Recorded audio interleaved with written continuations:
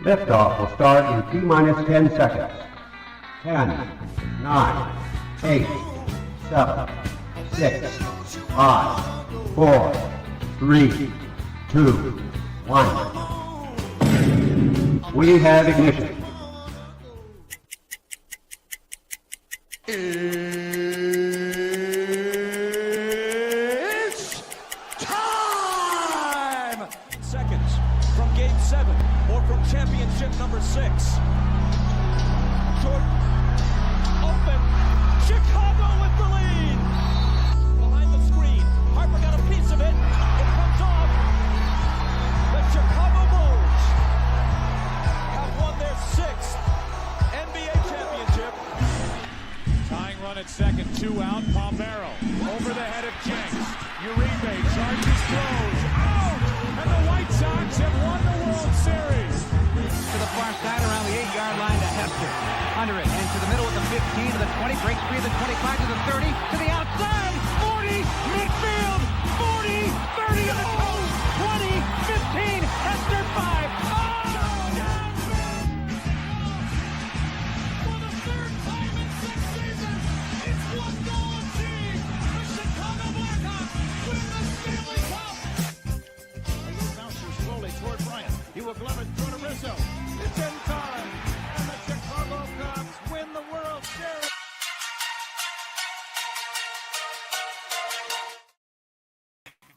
What up, what up, what up? Welcome to ShawnSierraSports on Sports Zone Chicago. I'm your boy, the SuperBack, Shawn Sierra. Thanks for tuning in. If you're watching us on Facebook Live, then I guess you found us on Facebook. And if you're not following us on Facebook, what?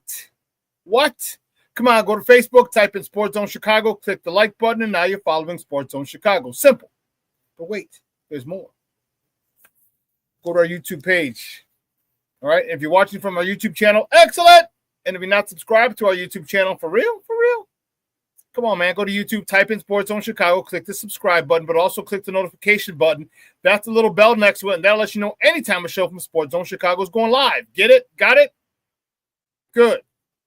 Now, you can also tweet the show. Tweet us at Sports Zone Shy, that's CHI at Sports Zone Shy. Now, if you want to follow me, just me personally online, you want to know what I did? Let me tell you what I did.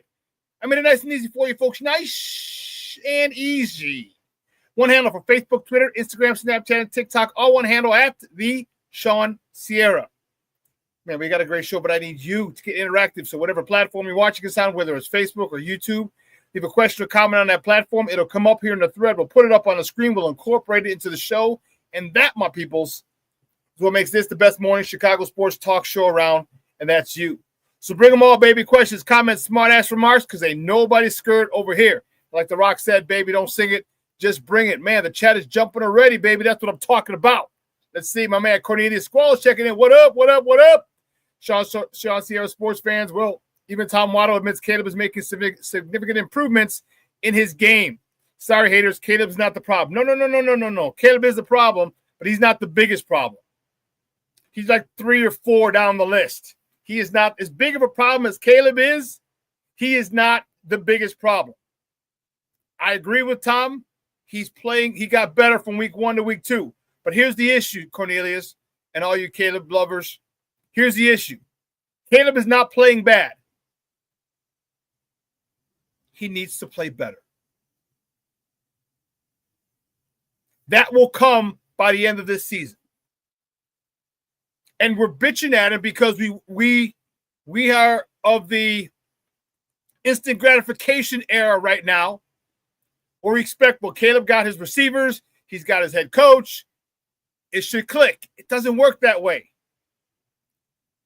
It just doesn't work that way. And listen, it's going to happen. We don't know. Success is not linear. It's not linear. So it's going to click just like that one day and boom, it's on and popping. Caleb has not played bad. He needs to play better. That's what we're complaining about. That's what we're bitching about. That's why him overthrowing DJ Moore, him missing wide open receivers, him not spreading the ball around, him still holding on to the ball. Okay, this shit he should have learned from last year. You cannot hold on to the ball. You cannot outrun these defensive linemen. You're not Lamar Jackson. You're not Justin Fields. You're not Josh Allen. These defensive linemen are bigger, stronger, and faster than people you faced in college, and you should have learned that last year. So I agree with you. Caleb has made significant improvement from week 1 to week 2. But he still has to play better. And he's going to. I think Caleb is one of those guys. He's going to. He's a gamer. He's going to step up, and he's going to play better. So he's still part of the issue, but he's not nowhere near the top of the list. Nowhere near. Now we're going to talk about injuries. Now we're going to talk about defensive ineptitude. Now we're talking about offensive line. Now we're talking about special teams. He's not near the top of the list at all. Mr. Southside himself, Michelle Walls of the Mickey Ficky, TGIF peeps, bear down, FGB, Michelle. And by the way, I ended up doing freaking, 3, 6, 9, 18, 30 burpees today. That stupid workout. I thought of you son of a gun. Levette Lee checking in. What's up, man? How are you? Thank you for tuning in. It's just happy Friday, y'all. My man Armando Emeterio Lara Jr. is in the house. What's up? He's like, Shawn. Mr. Smokefella himself checking in. Ben Mull. Good morning, my brother. Good morning, Ben. Thank you for tuning in, brother. Appreciate you.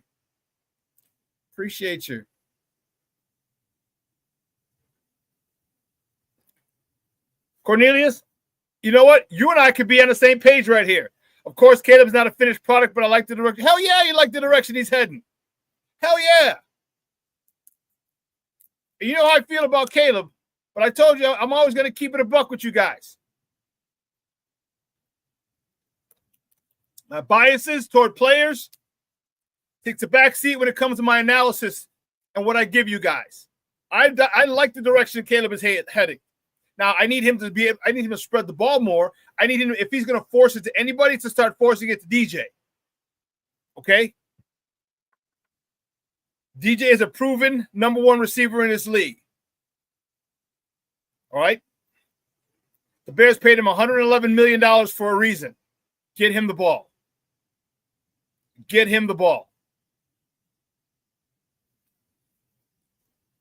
Caleb will be fine by I'm telling you, people don't understand. I'm trying to tell you. I've told you before. Like, it doesn't happen like it did with Jaden Daniels. All right? It worked out with him. That is a rarity. That is an anomaly. But I think what you did, the way they did it, I like. All right? I like giving people increments. Little chunk, little chunk, little chunk, little chunk, little chunk. Instead of throwing a whole thing at somebody, and now you're swimming. And you say, well, I want to see what he can hold. Yeah, I get you. But if you want to teach someone and you want them to learn fast, give it to them in small pieces. Give it to them in small pieces. Repeat it. Boom. Another small piece. Repeat it. Boom. Another small piece.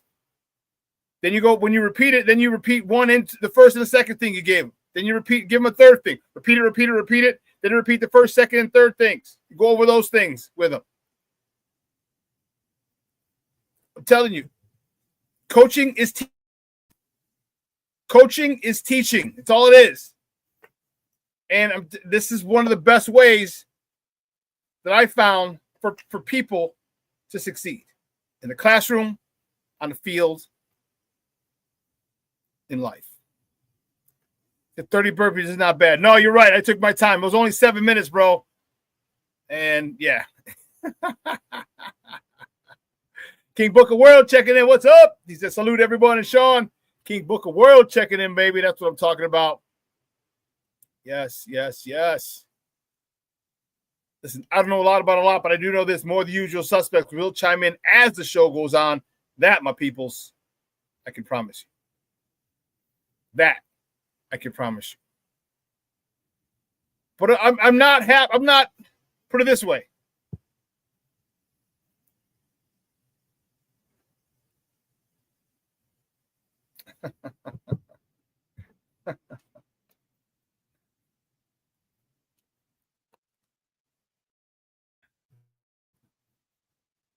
I wanted more from him for what they gave up, for what they passed up on. Do you follow me? Like, you passed up on a haul. All right? I mean, you could have got offensive lineman, you could have got another receiver, could have got an edge rusher with all the picks that you would have gotten. So I wanted him. I need him to play better. I need him to buy what Ben Johnson's selling. I need him to understand that he's going to have to play from the pocket. He's going to have to step up from the pocket. I need him to understand that he needs to master the short game. I needed him to understand that right now, yes, I am going to want him to manage the game. You cannot crawl. You cannot run before you walk. One must first walk before they run. Something like that. Nietzsche said it. Now I'm quoting Nietzsche on this. Or paraphrasing Nietzsche. But he's got to understand you can't just come in and be a superstar. Okay? That wasn't your path. So you have to readjust, reevaluate. Okay, what do I need to do? Let me get the basics down. Step by step by step. Ben Johnson's the guy who's going to take you there. Look what he did for Jared Goff. But you just have to listen. Jared Goff listened. They surrounded him with weapons. He got the ball, the weapons, early. And now Jared Goff is a frontline quarterback in the NFL. I don't know. I shouldn't say that. Maybe a second tier. Because if he's in the first tier, he's in the bottom, the back row of the first tier. In the second tier of quarterbacks in the NFL. He's at the top of the list, top of the line, front of the line in second tier quarterbacks in the NFL. And let me tell you, we would take that with bells on. This all comes down to Caleb. Does his ego allow him to not go for the big play? Spread the ball around. Find the open receiver. Because if he does, this offense is going to be unbelievably potent. And that's what we need him to understand. I'm sure that's what Ben's telling him. But from the first two games, we keep seeing he wants to go deep. He wants to run around, hold the ball, run around, throw the ball away into coverage. Like, dude, his interception Sunday was ridiculous. All right, throw it out of bounds. It doesn't have to be in the field of play. Just throw the ball past the line of scrimmage and out of bounds. These are the things. You live to fight another day. So he is not the biggest problem. Still a problem, still an issue. Let me not say problem. Problem, he's still an issue. Okay? His development is the issue.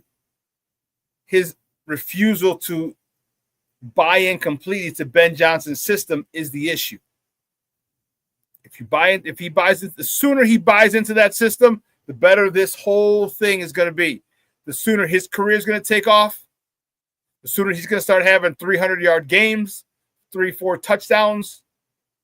Okay, 2 or 3 touchdowns a game, 300 yards. But it's difficult to understand that he's 22 years old, 23 years old. Remember how hard-headed you were at 22 or 23. And he's a multimillionaire. He was a multimillionaire before he even got drafted. You saw his apartment in L.A. It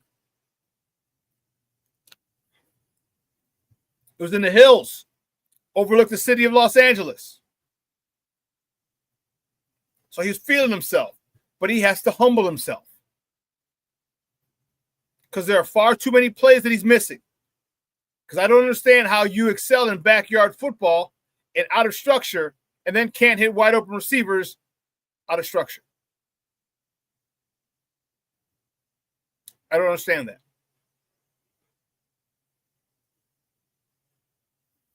So there's a lot of learning that needs to be done. And when it's tight, when he gets everything together, it's going to be something special here in Chicago. But the big question is when. When will he give in and buy into completely Ben Johnson's system? So it's literally all on his shoulders right now. Because we can win shootouts. Our defense can continue giving up points. It's not going to matter. It's not going to matter what they do. It's not. And I wonder if Caleb wants to get to that point before taking the necessary steps. We can win shootouts because our defense is struggling. No pass rush, and the secondary is depleted. The area of our defense, which was the strongest, the secondary, is now one of the weakest because of injuries. So we're very susceptible, very vulnerable back there. With and compound that with no pass rush, man, we're really, really, really susceptible back there. But I'm telling you, if Caleb decides to start working the short to intermediate game, we will be able to we have the firepower to win shootouts. We have that firepower. Is he going to? It's a question. I don't know.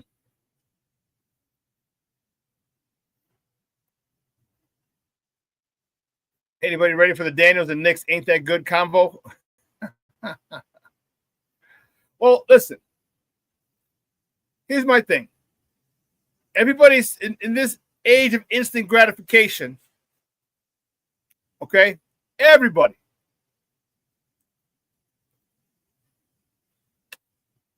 Everybody in mind, the guys have a couple good games. He's a superstar. He has a good year. He's a superstar. He's going to Canton. Relax. I need to see these youngsters do it again and again and again. Because now everyone has a full gear of tape on these quarterbacks. A full year of tape of these route combos. Defensive coordinators can now come up with various schemes to stop these that'll combat these things.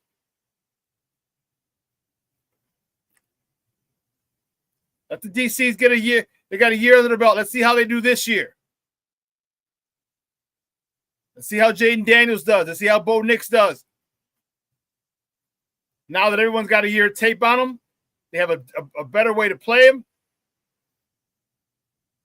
King Booker Will says, yeah, he goes, folks had them two in the Hall of Fame already. They did.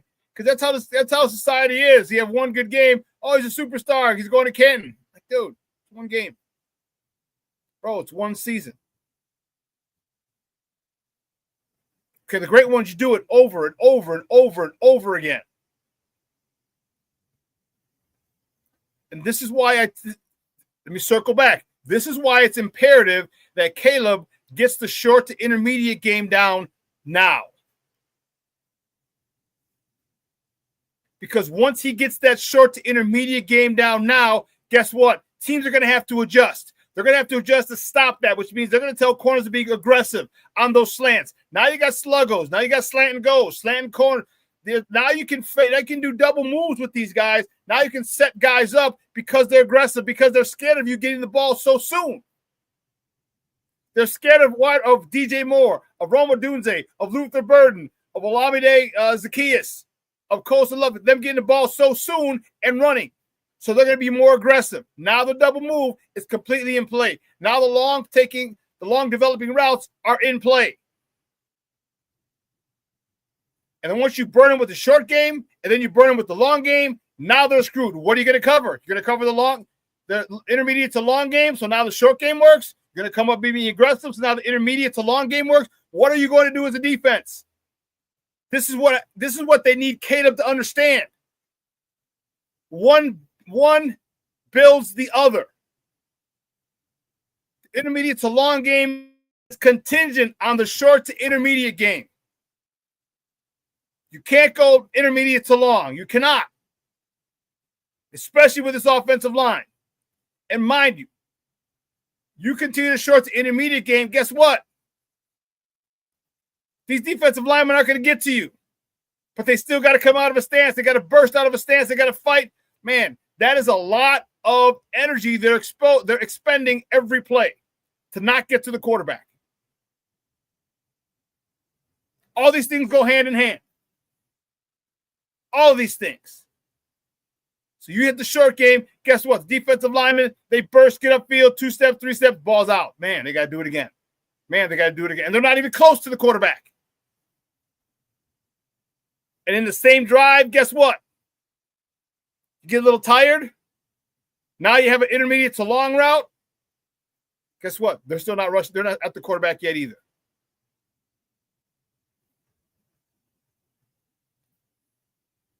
It does. It does look like Caleb loves throwing on the run. So speaking of double moves, you see that one on the all-22 with Rome when he put that DB on the slip and slide? Yes. Yep.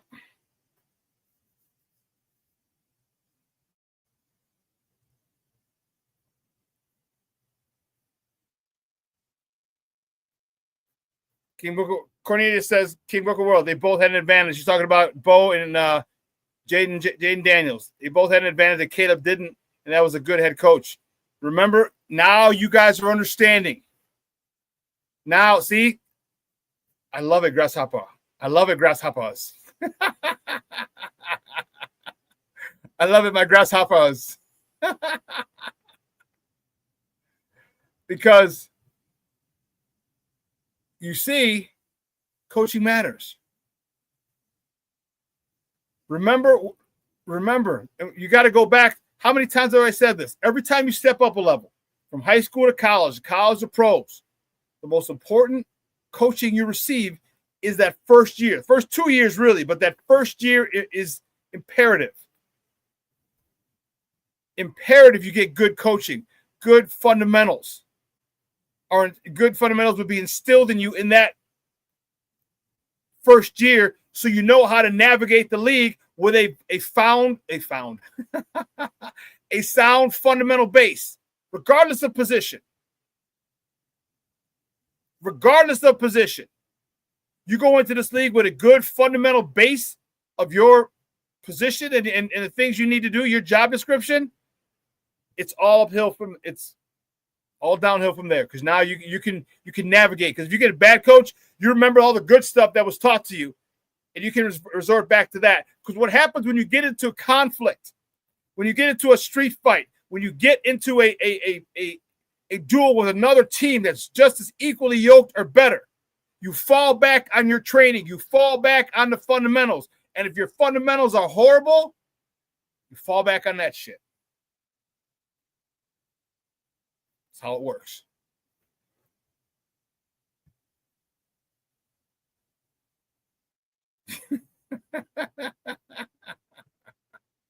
It's almost like coaching. Heard that somewhere.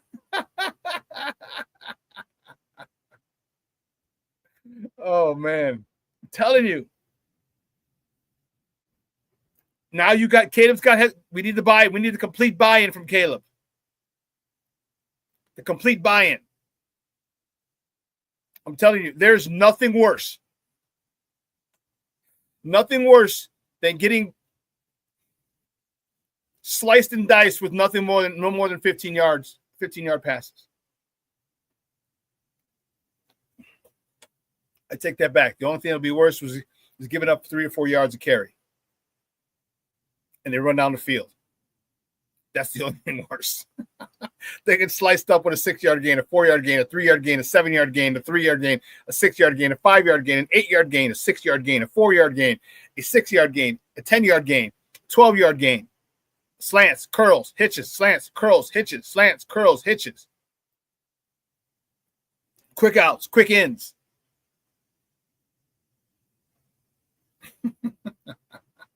Telling you. A lot of times people make this game more difficult than it needs to be. They make this game a lot more difficult than it needs to be. Because everybody wants to be the smartest guy in the room. If people just reverted back to the fundamentals and based everything off the fundamentals of football,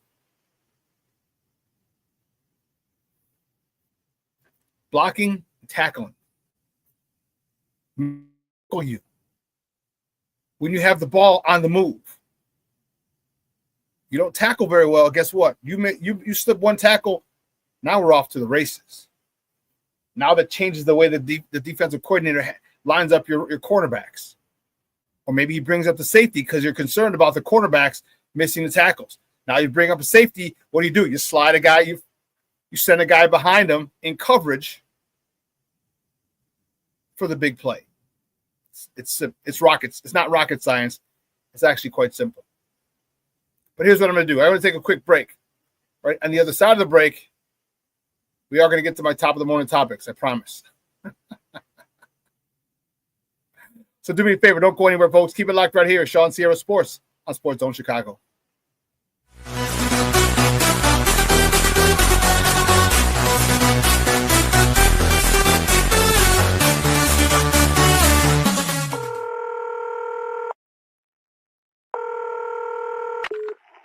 Operator 901, where's the emergency? 127 Brynmere. Okay, what's going on there? I'd like to order a pizza for delivery. Ma'am, you've reached 911. This is an emergency line. Large with half pepperoni, half mushrooms. You know you've called 911. This is an emergency Do you line. know how long it'll be? Okay, ma'am, is everything okay over there? Do you have an emergency or not? Yes. And you're unable to talk because... Right. Is there someone in the room with you? Just say yes or no. Yes. Okay, it looks like I have an officer about a mile from your location. Are there any weapons in your house? No. Can you stay on the phone with me? No. See you soon. Thank you.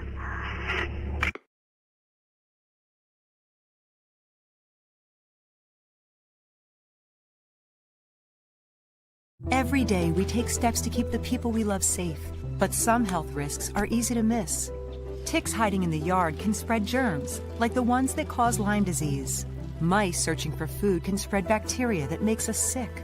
Mosquitoes lay eggs in standing water and can spread West Nile virus and more. Cockroaches are drawn to water in the home, leaving behind allergens that can trigger asthma attacks. Common pests can threaten our health. Learn how to protect your family at pestworld.org. When I'm flying, I put my helmet on, my visor down, my mask up. You don't know who I am. Whether I'm African American, Asian American, Hispanic, white, male or female. You just know I'm an American airman kicking your butt.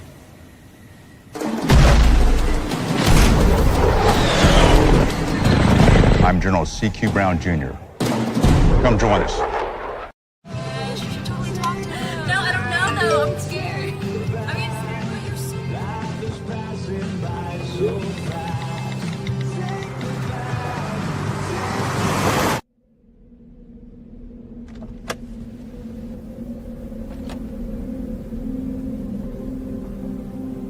Do you know that you're in my lane?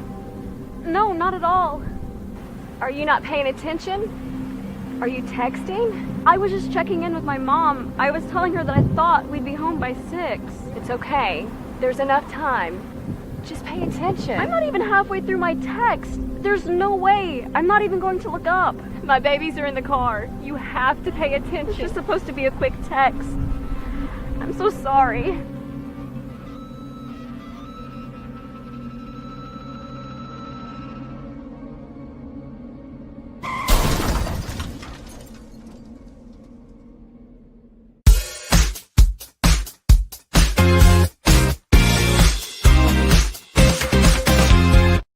Cubs in the great majority of his starts. Is waved on and missed for a strikeout. Got him with the high fastball, and there are 2 away. This is a veteran pitcher taking advantage of a young kid here. He says, all right, young buck, let's see if you will chase. Al Stewart obliges and chases one up out of the zone. Hard hit towards first, but right there is Bush, and the inning is over. The Reds get a couple of hits, but no runs. They leave a Lewis and kept themselves in this race. Ray drops in a sweeper for called strike 3. Nasty looking pitch for his second K. He throws you this sweeper that starts darts right at you. You see him buckle, and it ends up as a strike. That's a nice pitch by Colin. And now Ray. here in the third, very passive. He goes down swinging on a sweeper. 3 strikeouts for Ray have come on that sweeper. He gets him on another breaking ball, this time the slider. This has been impressive by Colin Ray, what he's done, especially against the lefties. And he gets a called strike on a fastball. He strikes out the side in the third. Strike 3 call. Welcome back to Shawn Sierra Sports and Sports Zone Chicago. Well, those clips courtesy of a couple of them, MLB Network and Fox Cincinnati. All right, those were the Northsiders yesterday. Rough. Dude, that was a game. That's the game a type of game I would love to go to. That is the type of game that I would love to go and sit and watch. I'd love pitchers duels. I love them.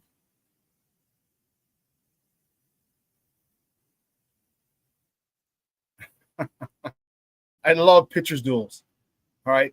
The mastery of being a pitcher and not having the opposing team be able to hit you. Insane. All right. In this era where the long balls are plentiful, to have pitchers who can do what Colin Ray did yesterday. And unfortunately, he just got bested. It was crazy. Cincinnati had 4 hits. Colin Ray gave up 1 hit. I'm sorry, he gave up 4 hits through 7 innings. 4 hits through 7 innings. That's a nice day. Nice day at the office. We'll talk about him.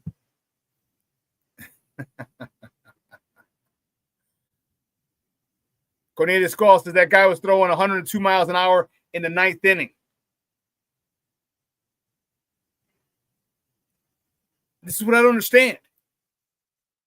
109 pitches. All right. 78 were strikes. This is my whole thing. Pitchers can go 6, 7, 8, 9 innings. They just choose not to pitch them that much. And I don't understand why. You're a starting pitcher for a reason. All right. You're dealing. And I'm gonna get on. He's gonna be get off my lawn, Shawn, right here. But man, back in the day, growing up, pitchers anticipated going 7+. Pitchers wanted to go the whole 9. Like, if I got no jam, let me get out of it. Now, if you give up 6, 8 runs, okay, come take me out. But if you give up 2, 3 runs, don't worry about it. Don't come out and get me. Let me get out of this. Let me figure it out. Now you got a guy go 5, then you got a guy to cover the 6th, to cover the 7th, to cover the 8th, and then a closer if you're up. You tax your bullpen. Pitchers can do that. Remember, I would always say, why are they taking these pitchers out with the advancements of technology, of training? With the advancements of the training technologies that we have today, why? Why are we having so many injuries? You didn't have a lot of hamstring injuries in the 20s and 30s and 40s and 50s. You didn't have a lot of those. Strained oblique muscles.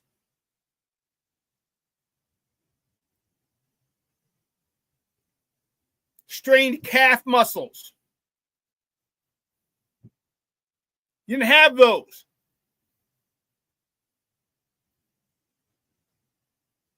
You had pitchers who took the ball like, I'm going 7+, most likely 8.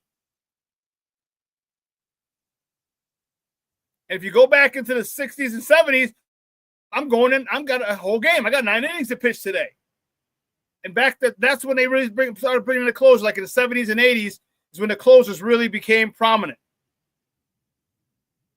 But guys, and they pitch into the extra innings. If it went to extra innings, starter pitcher would be in.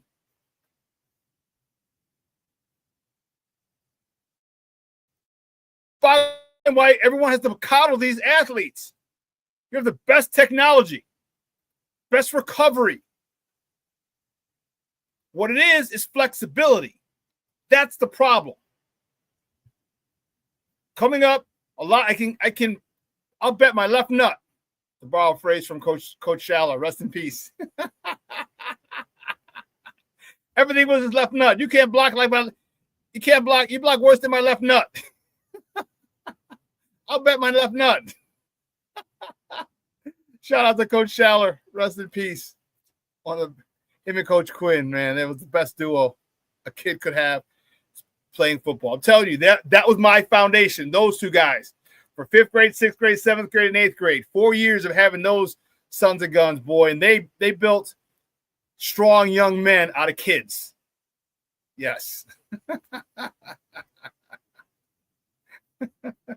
You block like my left nut.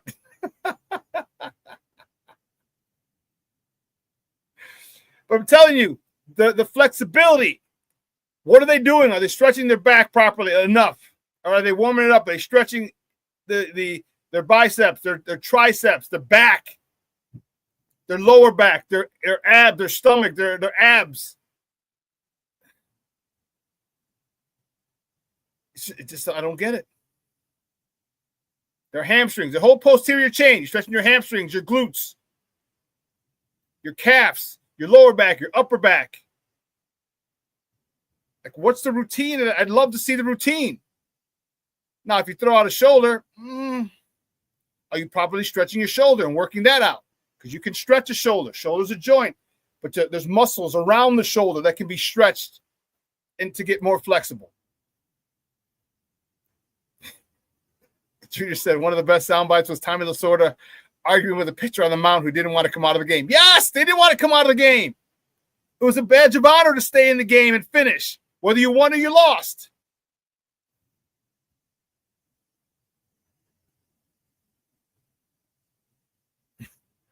Junior said, Shawn, last night Shorty was talking about how solid you are and how he can only imagine how you ran over people as a running back. Shawn is solid.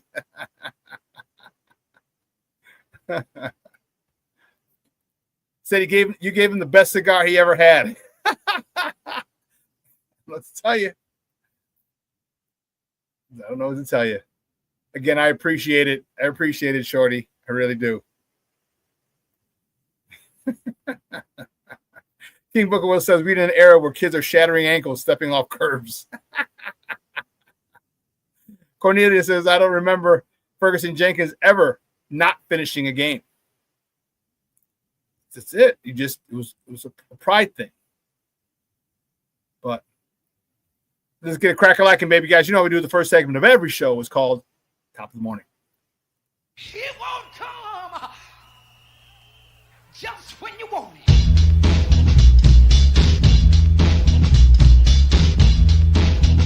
Top of the morning to you. Top of the morning to you.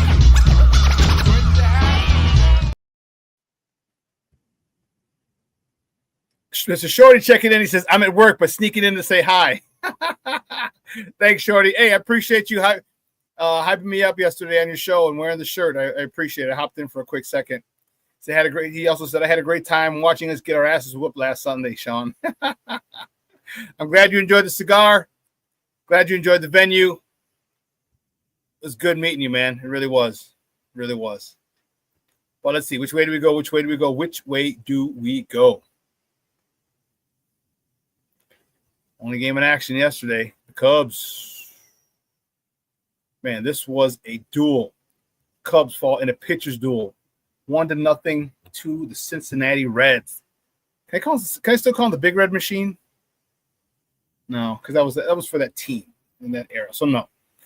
They fall 1-0. Colin Ray had a phenomenal game. He got the loss. Oh my goodness. Listen to the stat line. Listen to his line. He got the loss. He's 10-7. He went 7 innings, 4 hits, 1 earned run, no walks, 11 punch outs. 11. That's a win 99 times out of 100. That's a win 99 times out of 100.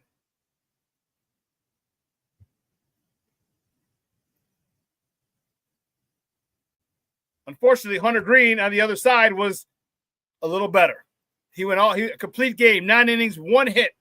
The 1 hit was to Seiya Suzuki. He was 1 for 3 with a double, his 30th. But Hunter Green, 9 innings, 1 hit, 1 walk, 9 punch outs. Telling you, that would have been a phenomenal game to be at. Sticking with the Cubs, the next top of the morning, top of the Cubs are back in Cincinnati tonight. First pitch is at 5:40 p.m. Central. You can catch that game on the Marquee Network. Is that right? I think I might be mistaken on that one. No, I am correct. That game's on the Marquee Network, or you can listen to it on their flagship station, ESPN. I'm sorry, 670 AM. The Score. The probables for tonight's game for the North Side are Shota Imanaga. He's 9-7 with a 3.29 ERA on the bump, going up against Nick Dodolo for the Cincinnati Reds. He's 8-8 with a 3.30 ERA.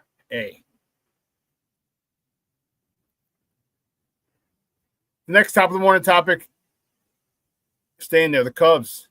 You saw the thumbnail. The Cubs have clinched a playoff spot with their victory on Wednesday. The Cubs are back in the playoffs for the first time since 2020. See, here's PCA in the locker room after. You see the guys with the ski masks, champagne.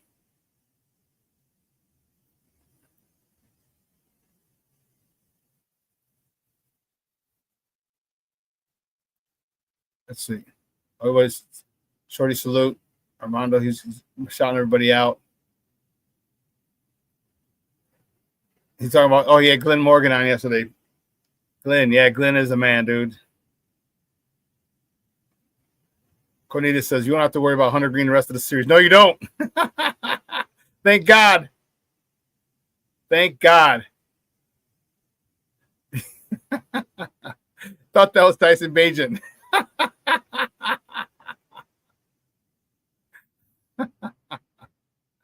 That's hilarious. That is hilarious. Cub fans, you got to be excited. And what did I tell you? Just get in. Just get in. It's a whole nother ball game when you get in. I'm telling you. Next top of the morning topic. The good guys started their last homestand of the year. They host the San Diego Padres starting tonight at Wright Field for 3. First pitch tonight is at 6:40 p.m. Central. You can catch that game, Chicago Sports Network, or listen to it on their flagship station, ESPN 1000. That's 1000 a.m. And tonight, oh, man, it's crazy. Actually, a buddy of mine has the last outing of the year. That's so crazy. So crazy. They're having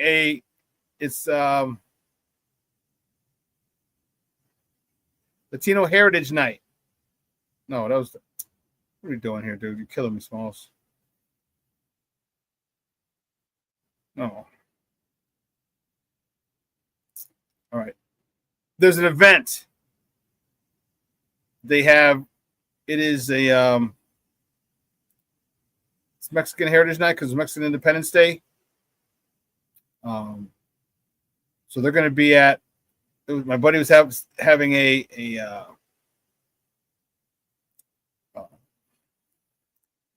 tailgate. It was an outing, Hirsch Outings, and that's tonight. They're giving away jerseys. No, guayaberas. They're giving away the guayaberas tonight. That's right. So that's going to be dope. Yeah, it's going to be dope. But I'm not going to be there. Unfortunately, a little too much. But the White Sox, right now, are in a slump. They've lost 6 in a row, and man, they are not. Their chance to avoid 100 losses is very, very, very slim. All right, the White Sox have 96 losses. All right, they have 9 games left. Wow. That means the White Sox have to win basically every series. 2-1, 2-1, 2-1. These last 3 series to finish with 99 losses. I don't know if I see that happening. People.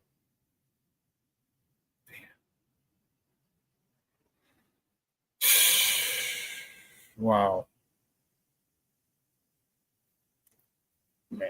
57-96. Yeah, I don't think we're gonna. Yeah, that stinks. Means because after the Padres, then you got to go to the Yankees, and you got to go to Washington.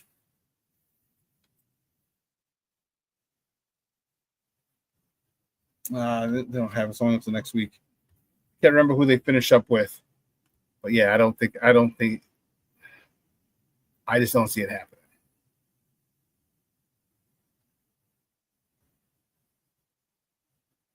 My man checking in. Rick Gonzalez, what's up, Papa? Say good morning, Shawn on FGB. Mr. Shorty, hope you're doing better, my man. Looks like you needed a hug last night. LCBC, let Caleb be Caleb.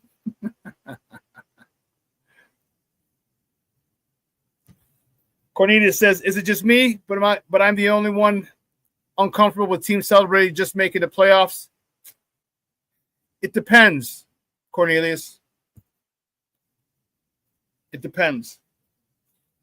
If you're a perennial playoff contender, if you're a playoff participant, then you don't need to celebrate. When you go 3, 4, 5 years, 6 years, 8 years, 10 years, 15 years, and you get in, yeah, I can see the celebration. I can see the celebration. But for the Cubs, yeah, celebrate. It's been 5 years.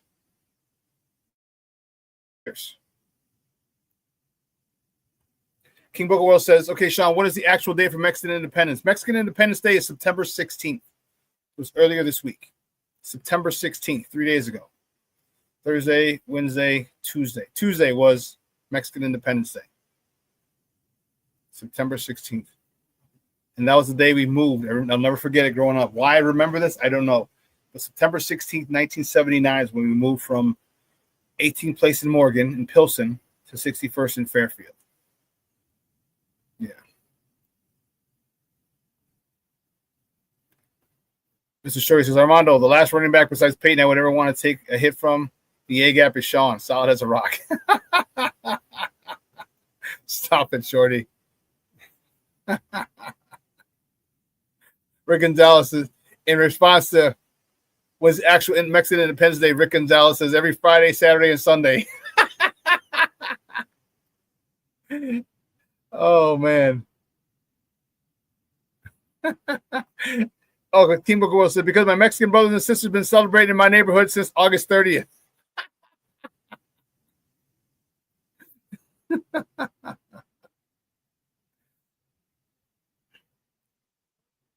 Oh, man, Junior says, Shawn had a good old line. He usually had to deal with the secondary. Yeah, man, I'll tell you what, I've been blessed with. I was with the Chargers. I had a really good O-line. I had a Thunder. I had another really good O-line. And, yeah, there was a lot of times I was past the second level in a heartbeat. Past the second level. Then Tony Bell, my fullback with the Chargers. And then Mark Micah, my fullback with the Thunder. And just having those guys would usually take the linebacker out. Offensive line, take the D-line. My fullbacks, Tony Bell and Mark Micah, would usually get the linebacker, and I'm in the third level. Quick, fast, in a hurry. Don't worry. Flavor vision ain't blurry. Yeah. And I would either truck them, or if they want to come up the side of me, I'd stiff arm them and run away from them. Goodbye. Goodbye.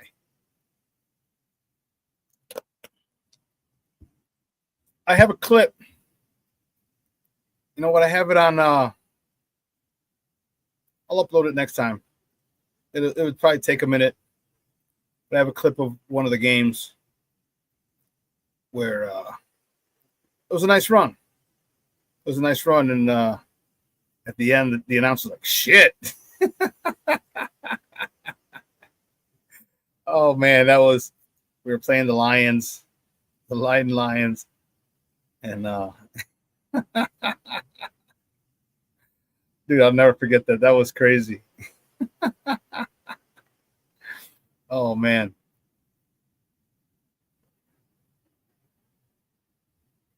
Here we go. We'll see if I can upload it. If it uploads, we'll see. Rick says, how many concussions do you think you had, Shawn? Man. I couldn't even start the count, bro. Definitely double digits. Definitely double digits. Yeah, definitely double digits.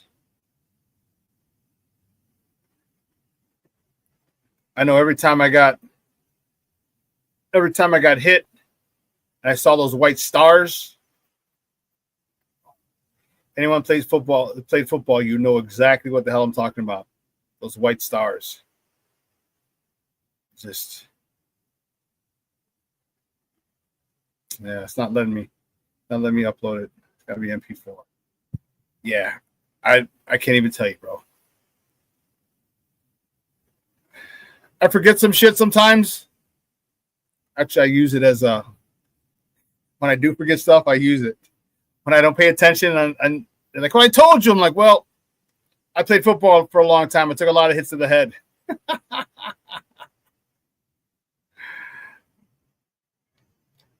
The bell rung stars. Yes. Those are the days. But next time, the morning top of the good guys. The White Sox, as I said, host the Padres tonight for first three. First pitch is at 6:40. You can catch it on CHSN. Listen to an ESPN 1000. All right, the probables for tonight's game. Former White Sox superstar Dylan Cease is on a bump for the Padres. He's 8-11 with a 4.59 ERA going up against Davis Martin, who's 6-10 for the good guys with a 4.01 ERA.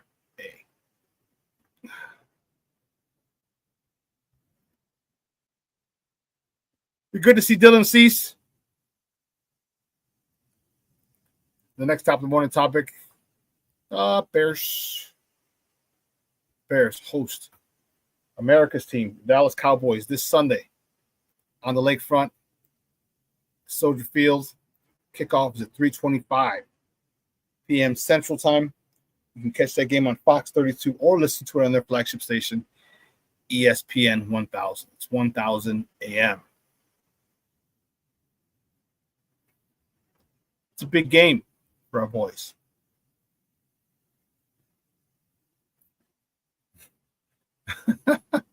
Cornelius says, wow, I quit my high school football team because the coach didn't get me a Band-Aid for my cut finger.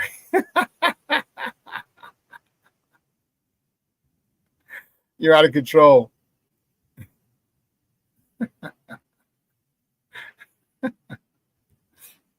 You did miss it, Rick. Did I miss Shawn talking sarcastically about the Cubs like he cares? FGB. You guys are on fire today, baby. I love it. I love it. But here's what we're going to do. We're going to take a quick break, and on the other side of the break, we got some football to talk. All right? So don't go anywhere, folks. Keep it locked right here. Shawn Sierra Sports on Sports Zone Chicago. Hey, it's your boy, the SuperBack, Shawn Sierra, and be sure to follow Sports Zone Chicago on all social media platforms, on Facebook, Instagram, and our Roku channel. You can find us at Sports Zone Chicago, and on Twitter, we are at Sports Zone Shy. Also, be sure to download our mobile app so you can take Sports Zone Chicago with you on the go.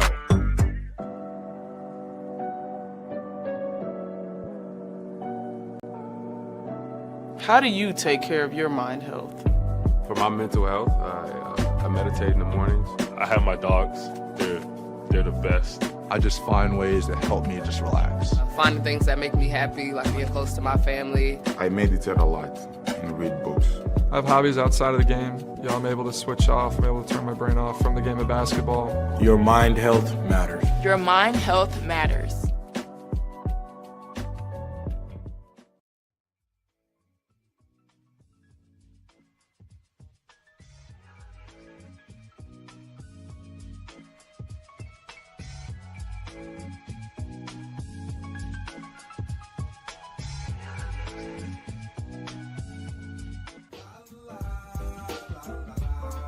It's a romance sport.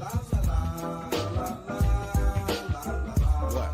It's a romance sport like that. Your Marine Corps' way of life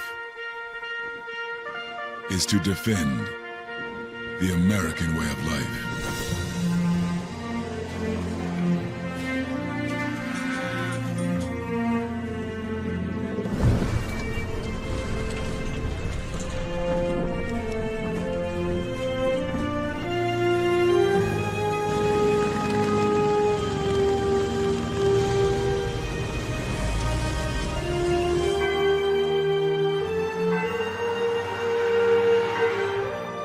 every day. No matter where we serve, we take a stand for our nation, for each other, for us all. The few, the proud, the Marines.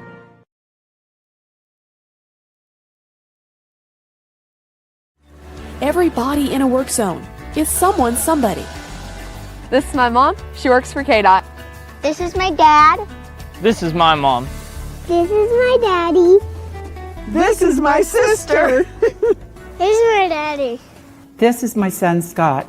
He was killed while working in a highway work zone. When you drive through a work zone, drive like a life depends on it. Because it does.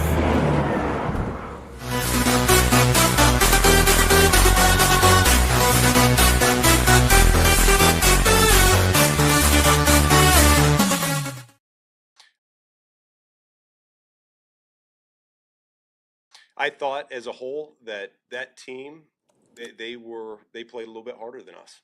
And that's a reflection of me as a coach. That's a reflection of our coaching staff, and it's a reflection of our players too. When you play a good team like that on the road, that you gotta be all out and every single snap, and that just was not the case. So specifically, it was everybody. Are there guys that need to practice better too? I think our practice habits are yet to reflect the championship caliber team. It is early in the season. There are a number of teams that have started the season not the way that they would like to, and yet they bounce back and they find a way to win. And we're going to be playing our best football in December. I know that to be certain. We're just in a race right now to get better in a hurry. And the faster we get there, the wins will start coming, and we'll be just fine. Welcome back to ShawnSierraSports on Sports Zone Chicago. Those courtesy of the Chicago Bears. That's the man, 13 million grand. That's our head coach, Ben Johnson, talking about practice habits, talking about getting to where they need to be. He understands they're not where they need to be. And he said something that was paramount, if you caught it.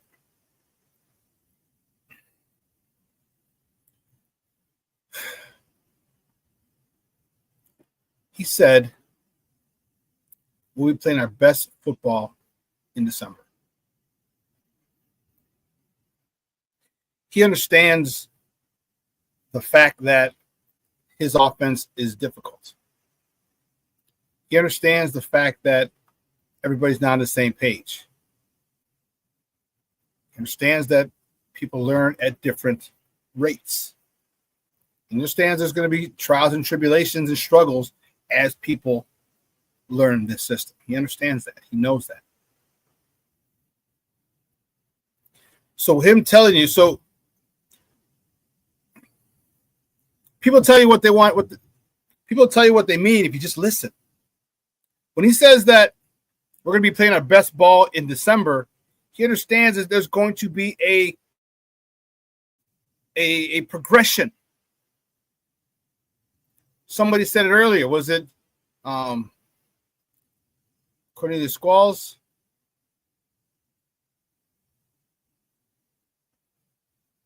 Let's see. Yes, Cornelius said, of course, Caleb's not a finished product, but I like the direction he's headed. That's exactly what Ben Johnson is saying. And he won't be a finished product till probably 2 more seasons. Middle of 27. I know Rick doesn't like to hear this. It's F2026. But I think the middle of 2027 is when it all clicks for Caleb. Now, that doesn't mean that he doesn't get a good grasp of that before then. It doesn't mean that at all. It just means that in 2027, when he has a complete grasp of this offense, it's going to be crazy. James Ford checking in. What's up, Papa? How are you? Thank you for tuning in, sir. I appreciate you. Appreciate you. So he's telling you what to expect. So stop the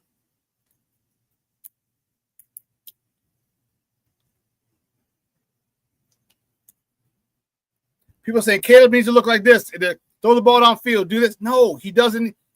And the thing I'm complaining about is I need the passes completed. I need those short passes in. I need them completed on a regular basis. That has to be stuck on automatic. Those short routes. Stuck on automatic. Because once they get stuck on automatic, everything else opens up.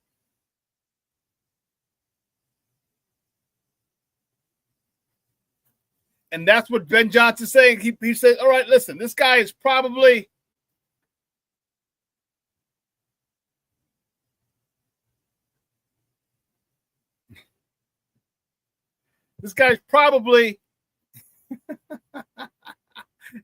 no, Rick, no. Caleb is going to be much, much better next year. That's what 2026 is. For 2027, he's going to be in that category of the elite quarterbacks in the NFL. 2027, next year he's going to be a really good quarterback. In 27, I think he's going to be a great quarterback. And a really good Caleb is going to be better than most quarterbacks in this league. A really good one.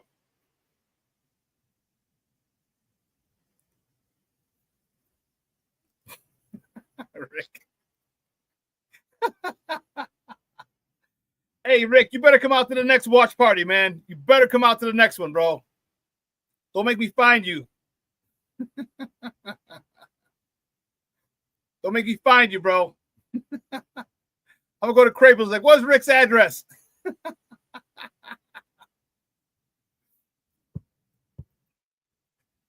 Rick, so what does 2025 hold for Caleb? Great question. Great question. Here's what it's going to hold for Caleb. He's going right now. Remember last show I talked about it's like a bucket breaking a horse. Okay, you got to break a horse. You got to get him out of doing all the wild stallion. You got to break a stallion. You got to get him out of doing all the wild stuff he's going to do. And with the more, and this is why Ben, it's so important. Ben Johnson saying, "Listen, trust me. 3-step drop, throw it right here. 5-step drop, throw it. Because what's going to happen? He's going to start having some completions. He's going to start hitting those yak monsters, the DJ Moores, the Luther Burdens, the Roma Dunzes, the Olamide Zacchaeus, hitting those guys. And they're going to take it and run with it. The Colston Lovins, Cole Kmets. He's going to get him short and see it. And once that happens, Caleb's going to get really, really comfortable throwing those passes from the pocket. So what you're going to see is this is 2025 holds for Caleb. And I don't know if you mean like numbers wise or what, or skill wise, what he's going to, what does it hold? It holds his ability to hang in the pocket and pick people apart surgically, short to intermediate routes. Short to intermediate routes should be all that they're working on. Yes, you take a shot here, deep, shot there, deep, especially when you see safeties creeping, okay? He's like, just overall play. Just overall play. What I think, what I really want to see is that short game become automatic, bro. I'm telling you, be surprised is he has 20 of 24 for 325 yards. Like, how do you get 325 yards on 20 catches, 24 passes? Because you got the yak monsters. You give it to them and they run. That's what I mean. Watch that. Watch him get the ball out quickly. Watch him make decisions quickly. That's where we're going to probably see toward November and December. That's where Ben's going to be happy. You get the short game down. You're going to see him able to read coverage and say, oh, here's what they're doing. Boom. Instead of a slant, I want you to go slant and go. Instead of a slant, I want a oh, jeez, I just lost the route. A smash route. Give me a smash route. When you got outside guy goes in, the slot guy goes behind him. So now he hits the slot guy for 10, 12 yards. He'll understand. That's what I want to see. Cornelius, okay, I can go with that. Cornelius says 2025 is the year where Caleb confirms that we have our guy. Because if Caleb picks it up, have it. Because you know what's going to happen. He's going to be able to start hitting deep. You're going to be able to start attacking deep next year. Like I said, that doesn't mean we're not going to attack deep this year. But the thing is, the fundamentals, the foundation. Guys, let's go back to Brady. Who did he hit? I know in their perfect regular season, it was Randy Moss. Brady had 50 touchdowns. But it wasn't all Randy Moss. Think of all the little short, quick, fast, twitchy white guys. Julian Edelman, Danny Amendola, and who's the other one? The third dude. He had 3 different ones. Edelman, Amendola. Shoot. Who's put it in the chat, guys? The third little short white slot receiver that Brady had. He had Amendola, Edelman, Wes Welker. Thank you, Foul Chris. Chris in the house. What's up, Papa? Wes Welker. Yes. Do you remember? Did he go deep with Welker? Did he go deep with Edelman? With Amendola? No. They're all, yes, small vanilla white guys. Yes. Who could catch that ball? Who knew if the sticks were at 8, they'd be at 8.5. The sticks were at 6, they'd be at 6.5. Catch the ball, first down. I'm telling you, I can't remember the game. I'm not going to go back and look it up because that's a whole bunch of Patriot games I got to go find. But I remember one game where he goes down the field. I think like his first 10 to 15 passes, completions were all under 15 yards. All under 15 yards, just methodically moving down the field, annoying just taking the life out of a defense. I told you the only thing worse than getting nickel and dimed with a quick pass game is getting punched in the mouth 3, 4, 5 yards a pop on the run game. That's the only thing worse. It's the only thing worse. So when he starts to understand that, and listen, DJ Moore, Rome Odunze, Luther Burden, Zacchaeus, these guys are better run after the catch guys than Edelman, Amendola, and Wes Welker. And those guys weren't bad. They you break they miss a tackle, they're upfield. But the guys that we have are more explosive than those guys. But they understood their job was to get the ball, catch the ball. And when they did, it was behind the first yard, behind the sticks, behind the first yard marker. Now, if they ran after that, perfect. Tom's like, you could run, cool, but we got the first down. I'm going to do it again. Caleb has to get that program. He's got to get that belief. And the problem is Caleb wants to go big game hunting. He's got Rome. He's got DJ. He's got these fast guys. He wants to throw it in the air. It's nice and pretty. Big. Oh, boom. Big 30, 50 yards, 70 yards. No, you don't need that. You're not the greatest show on turf. Could be. But not right now. Not right now. I'm telling you, 27, Rick, is when you're going to start seeing a lot of long balls, a lot of deep balls. Why? Because everyone's going to worry about that the Bears have on lock. If they get it to the short game on lock here, they're going to run it next year. And then toward the middle or end of next year, in 26, they're going to start seeing deep balls. And then you're going to see more deep balls in 27.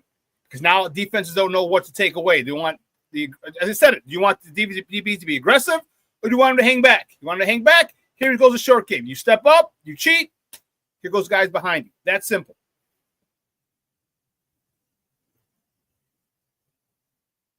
That's simple.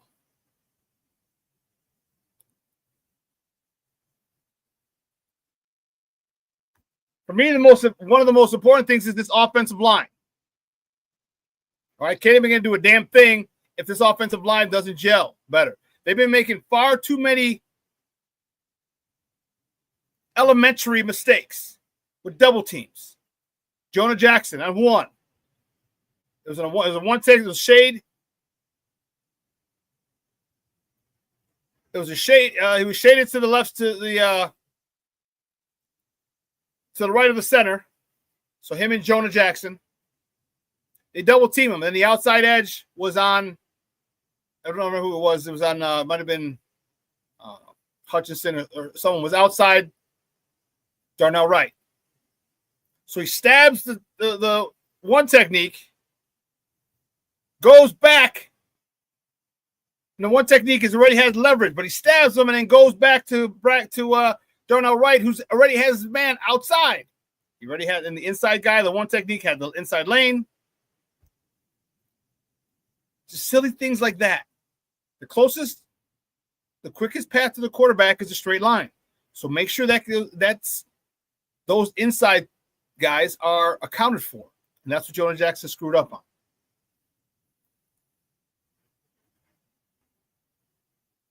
The best throw to me that Caleb made was the one Rome dropped when he put it only where Rome could have it.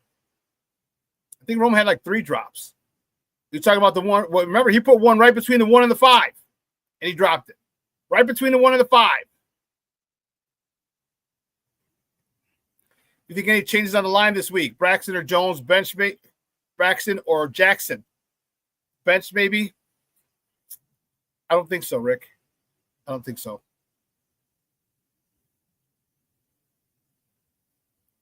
I think they might have a short leash. I think there could be changes in mid-game. I think there has to be changes mid-game if they're not playing up to the level that Dan Rochar and Ben Johnson want. You're going to have to put Theo Benedette in there. You're going to have to put another guy, guard, in there for Jonah Jackson. If for no other reason, just to wake their ass up. If for no other reason.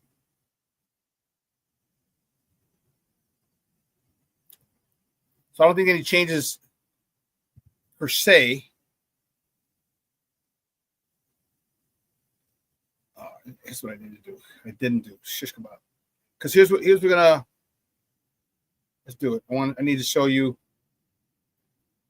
Because we're in a world of hurt right now. We're in a world of hurt. Where are we at? This one.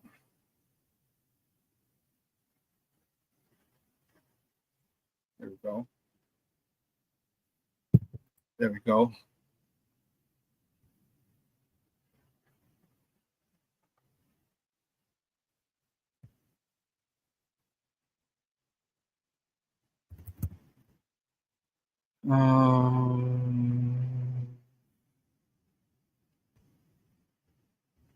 Yeah.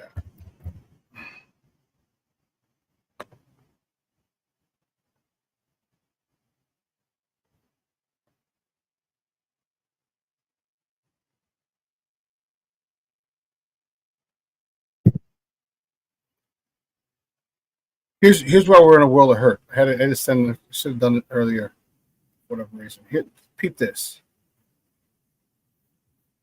Karana Magaji. Okay, right. He's not going to be playing, I guess. But here. So he did not practice on Thursday. T.J. Edwards did not practice on Thursday. His hamstring. That hurt us. Kyler Gordon did not practice on Thursday. His hamstring. That's going to hurt us. DeMarco Jackson, linebacker, did not practice on Thursday. His hamstring. He's a backup.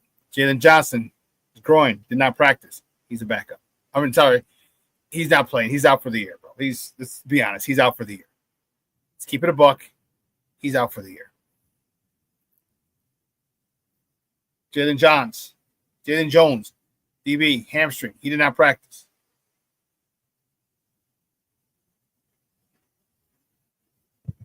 All right, Grady Jarrett, D lineman, limited. So it's better than before from did not practice on Wednesday to limited. But we'll see. Hopefully that's better. DeAndre Swift, limited yesterday, limited Wednesday, and limited Thursday. Then Jade Walker was a full wide receiver, full participant. He's down the depth chart in the wide receiver. This is a big issue for us. No T.J. Edwards, no Kyler Gordon, no Jalen Johnson. That hurts. Terrell Smith, your backup for Jalen Johnson, has been put on the injured reserve already. So now you're dealing with the 4th and 5th best cornerbacks. Nashawn Wright has had some issues getting exposed this year. So, man, it's not pretty. We're hurting defense, and this is why. And luckily,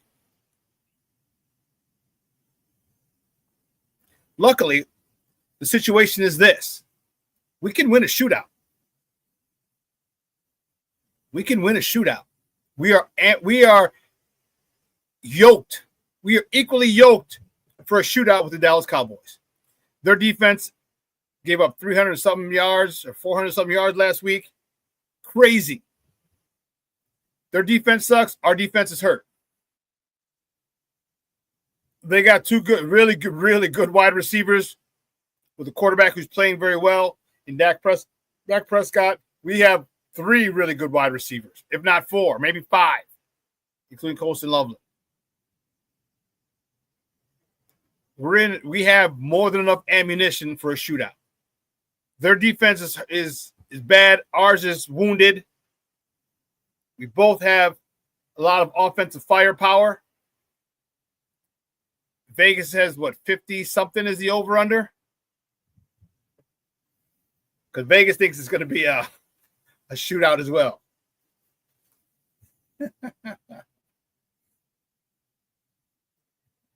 50 and a half. Cowboys by 1. Cowboys minus 1.5. The total 50 and a half. They think some points are going to be put up on that board. Big crooked number goes up on that board. But this is a great game for us, and this is a game that can get us right. This is a game that can get us right because you understand, the confidence that you'll have, especially if it's a shootout. If it's a shootout win, 35-32, 35-30 Bears. Stop Bears. All right, 35-30, something like that. Do you have any idea how much confidence that's going to give our offense? The only way to get better at football is to play football. You can practice all you want, but there's nothing like game time reps. And that's it, game time reps. And here it is. You got a team. You got America's team coming to town. America's team coming to town with a chance to knock them off. This is a very winnable game for the Bears. Just know the offense is going to be on point. This could be a big step in the development of this offense. This could be a big step toward that development. Because if you go toe-to-toe, blow for blow with the Cowboys, win or lose, obviously I'd love to win.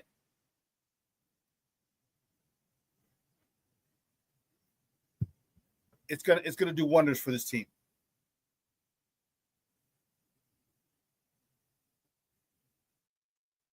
It's gonna do wonders for this team. We come back with this, man. A lot. See, people have King Booker Wilson. I can't stand Dallas. You and a whole bunch of other people. You and a whole bunch of other people, King Booker World. I tell you. People have this false confidence. Okay? There's a difference between believing you're good, believing you're the best on the field, the best on the court, the best in the diamond, the best on the ice, actually knowing it, actually having hard data, having video evidence of you being the best on the field, on the diamond, on the court, on the ice. There's a big difference. You can talk all that shit if you want. You can talk that talk, but if you haven't done it, people who've done it, there's a different air about them. There's a different swagger about them, a different level of confidence about them. And this will go huge in the direction for the Bears if they win a shootout with the Cowboys. Because Caleb understands, he knows he's good. He knows he's good. But you haven't won at this level. Are you winning college? Well, you won the Heisman. Won in high school. Now you're trying to win here. And now you can be one of the big reasons we win here. And that's kind of what you wanted this year to see. Caleb is one of the reasons we win. We're not winning because of him yet, but he's one of the reasons we win. Why? He's getting the ball out quick. Boom, boom, boom. Luther Burden, DJ Moore, Alidame, Loveland, Odunze. Get it to them. They're running the ball. They're running after the catch. So he can be a big part of it. Not the reason we're winning yet, but a big part of it.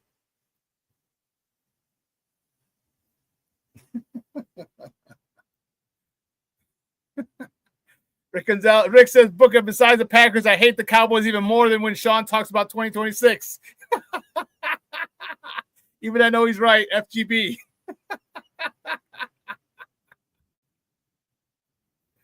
Just call it like I see it, bro. Call it like I see it. So I'm concerned with this offensive line. Dan Rochar's really got to get them on the same page. I'm concerned for Caleb. I need him to learn how to step up in the pocket, not bail out the back door. I know you're 6'1.5", 6'1" and change. I don't even think you're 6'1.5", 6'1" and change. Step up in the pocket. You're still taller than Drew Brees was. And Drew Brees is able to stay in the pocket and have a Hall of Fame career. The one thing I do like about Caleb is when he runs. And he looks really, really, really fast. Is it just me, or does he look fast, much faster than he did last year? To me, he looks a lot faster than he did last year, which is a problem for defenses. This is a problem for defenses because you get the stereotype, the tag hung around your neck. Remember everyone always said, "Oh, that's what's great about it, Caleb. He runs, he scrambles to throw the ball downfield. Justin would scramble to run." Now you take that and you add, now he's going to run and he's faster. That's another wrinkle. That's an added weapon. That's an added weapon for the Bears. And he slides too. He goes down, slides real quick.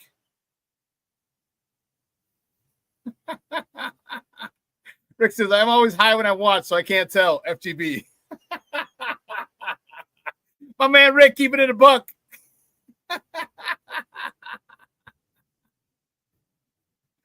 Oh, man. But yeah, so that's what an offense. Real quick, the next watch party. I wanted it to be the 13th of October, but that's a Monday night. And here's the thing. I don't know if people are going to want to come out on a Monday. That's my only issue. Am I going to be able to get a good turnout on Monday? I have to make that decision. I'll decide and I'll figure it out. Because if I have to, I'll move it to the next week, which is going to be, where do they play the next week? They're at home against the Saints. Because I don't want to get it to, because now you're looking into mid-October, and I don't know how it's going to be outside.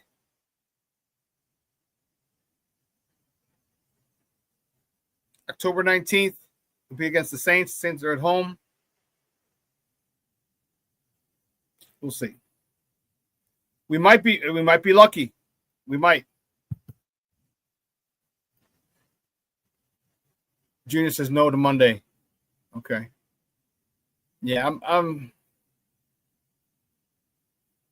not liking that Monday night thing just because just don't know the weather outside. Now,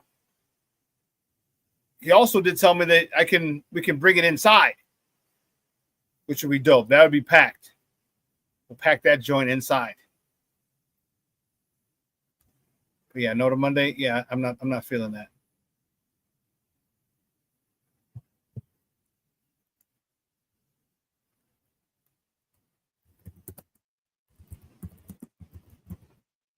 One of the things that I think one of the issues we have is the lack of pass rush, the injuries in the secondary. I just don't think that Tyreek Stevenson is a good man corner. I don't. I just don't. For me, I think Dennis Allen, and not that Dennis Allen plays man every down. No, he doesn't. But I'd like to see him play more zone until you get Jalen back. Or this year, you might have to play more zone. Or if you're going to blitz, you better blitz. You better bring 6. So they don't have a chance to cover very long.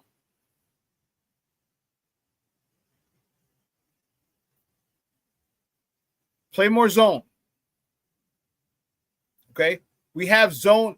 Most of those DBs play phenomenal in zone. Hell, Jalen Johnson is one of the top cornerbacks in cover 2 by playing in cover 2. Tyreek Stevenson had a lot of success playing in cover 2.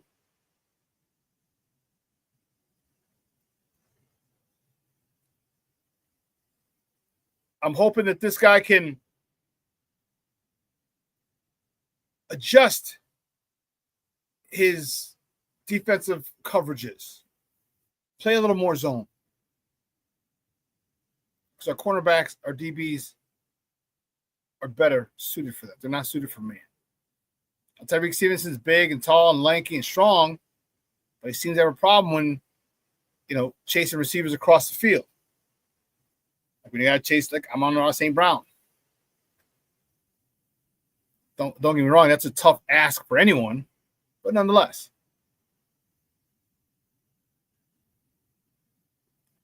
I just think I'd like to see a lot more zone in there. I'd like to see these guys really cover an area and kind of get back to where they were really, really good. So you can start to draft some press man-to-man corners. You can start to draft those and kind of phase out Tyreek Stevenson's, the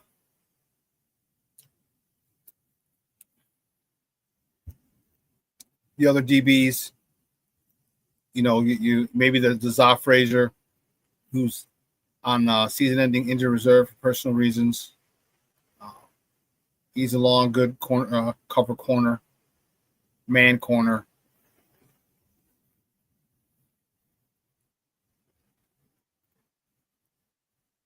But that's another area that I'm concerned with.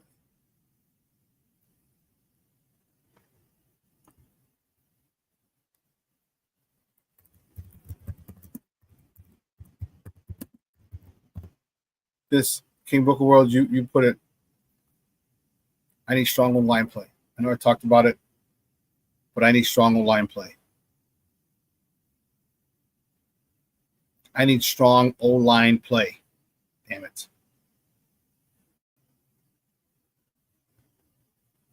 Too many leaks up front. Too many juvenile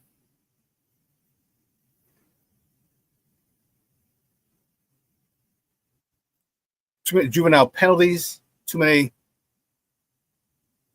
King Book of World. St. Brown is owed a flying clothesline. I agree.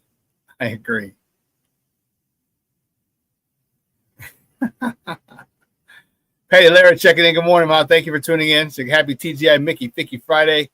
It's the weekend, baby. Well, I had a buddy of mine jump on and talk a little football with me and with you guys. The guy I really respect his football knowledge. Because I like to get former players. I like to get current or former players talking. I respect their opinions a lot more than people who haven't played or coached. It's only because they understand it at a different level. Guys, let's welcome my man. My man's in now. Nomad to the show. Nomad, what's up, Papa? Yo, man. I heard somebody was talking about bears around here. I had to jump in, man. I smelled the conversation, man, and I popped right on in here. What's good, man? What's good, man? What we doing here? We're talking. I'm talking about my concerns for the game. I said I think the Bears can win a shootout. I think it might be a shootout. Both defenses suck. Well, ours are injured. Dallas's sucks. I think we can win a shootout. And I said, let me ask you, how big of a confidence booster would it be for this offense if we win a shootout with the Dallas Cowboys? It'll be a huge confidence booster. I tell people looking at the film, you can magnify the bad that was on there, and you come away with a whole lot of pessimism watching that film. But at the same time, like I kept warning people before the season even started, you got a bunch of we were paper tigers, man. We were paper tigers. It's a well put together team. The thing that's missing, and we're a step or two. I'm just talking defense right now. Step or two late all the time. Why? It's because there are a bunch of guys that you haven't seen the flow yet. Why? Because they haven't gelled. Offensive line, you haven't seen a flow yet. You haven't seen a consistent surge off the line of scrimmage in the run game because they're getting used to playing with each other. And as they start getting more and more reps together, they'll click a whole lot better, a whole lot faster, and things will look a whole lot better and cleaner. That I do think we can. Now, Dallas is no slouch. And also, man, something that needs to be pointed out about that Dallas defense, they got a couple of guys, they're young guys on that team, like one that comes to mind right now, that people think just because, Micah Parsons isn't there, they won't be able to get after the quarterback. And they got a guy named Marshawn Nealon that I think very, very highly of. I think he's out of Western Kentucky. I think he was a rookie last year, it's the second year. He's starting to kind of turn the corner too. And they got some guys. I do think the thing with us is after the first 15 plays that Caleb Williams plays, and when he gets off script and the defense starts to adjust to what he's doing and what the plan is, then he's got to start making some sharper decisions, some better decisions, and being more quick to make those sharper decisions. And so, yeah, I think they can get into a good shootout with them. I also think we can stand them up a little bit. All they got to do is fit the run better and just slow that down and get them one-dimensional. I still like our chances with or without Jalen Johnson. It's just going to be Dennis Allen's going to have to trust some guys back there and play the kind of defense that he wants to. You can see during the game that he was a little apprehensive about bringing those pressures like he normally does in normal situations. When Jalen Johnson went down, he was a little bit more apprehensive about leaving those guys one-on-one down the field while he's bringing those pressures. And so we'll see if he gets his confidence back as a coordinator and starts taking more chances and getting after him. Yeah, but I do think we can match points with them. I think we are as explosive offensively, at least in the air, as the Dallas Cowboys. I couldn't agree more. We're as, if not more. No pun intended as far as DJ, but you got DJ Moore, you got Roma Dunze, you got Oladime Zacchaeus, you got Luther Burden, you got Colston Loveland. Talk to me about how important it is to get Colston Loveland involved. All right, he's had 3 targets in 2 games. If you're going to want to go back, all right, if you're going to want to go back and look at some of the other stud tight ends, it's an embarrassment as to what they're doing with Colston Loveland. All right, Tyler Warren, a lot of people thought would be the first tight end off the board, down with the Indianapolis Colts. Is 11 catches for 155. He's on the field for 80% of the snaps. 8 of his 11 catches were first downs in his 2 weeks. Go back last year, Brock Bowers, stud tight end with the Raiders, okay? 17 targets in his first 2 games with 15 catches. And our Colston Loveland has 3 targets in the first 2 games. How important is it for Caleb to start looking at Colston Loveland and Cole Kmet? He better start looking at him. I know that. I mean, you spent a number 10 on him. And yeah. I have no problem with Colston Loveland as a player. The player I like a lot. But Colston Loveland, a tight end at number 10, I didn't think that was the right thing to do, to be honest with you. To this day, I still feel that way. It has nothing to do with him as a player. But I understood why, Shawn. So you know this too. When they want to be in heavy 12 personnel packages and run the play action out of it, obviously they felt like they needed another stud tight end to really, really pull us off and make it really, really a dominant passing attack. You add Luther Burden to. I know exactly what they were thinking. So do you. The thing is that what's going wrong is in the first 15 plays or so, Caleb's a little bit robotic. He kind of knows where he wants to go with the ball early because they practice on these reps, almost all week in practice. So after that, I think it's fairly easy to say now that he's really, really targeting Rome Odunze.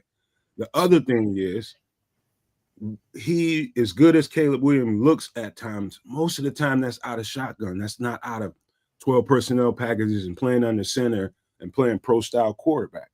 That's probably the biggest thing I would circle, Shawn. It's just, they haven't been able to use the 12 personnel package to their advantage so far. And that is going to affect Colston Loveland. Why do you think they haven't? I mean, is it the run game, the lack of run game? Why do you think they haven't used 12 personnel as much as you and I think they should have? Caleb's not comfortable functioning out of it yet. That's the only problem. He's more comfortable in a pistol or offset running back next to him in a gun. Until he gets more comfortable playing under center and playing that pro-style offense that we all talk about, I think they'll I just say, looking at the game, I didn't do any percentage checks or anything like that. I'd say they were probably 60% in the gun, and when you expect that to be the other way around. But I think Ben Johnson is starting to defer more to what Caleb does best as he learns this offense. But as he gets under center more and more and more, I do think Colston Loveland is going to be a focal point of what they do after that. But until then, I think he's gonna kind of spray that ball around, and Colston might be missed out on a lot. Isn't that Ben Johnson's fault though? Isn't that a fault on him? Like, hey, homie, this is my, I need you to do this. I need you to, I need you to start playing under center more because my offense really benefits quarterback being under center. Yeah, all of it's on Ben Johnson, but I can't say all of it. But shout out to everybody in the chat, man. We appreciate you guys, man. Thank you for being here.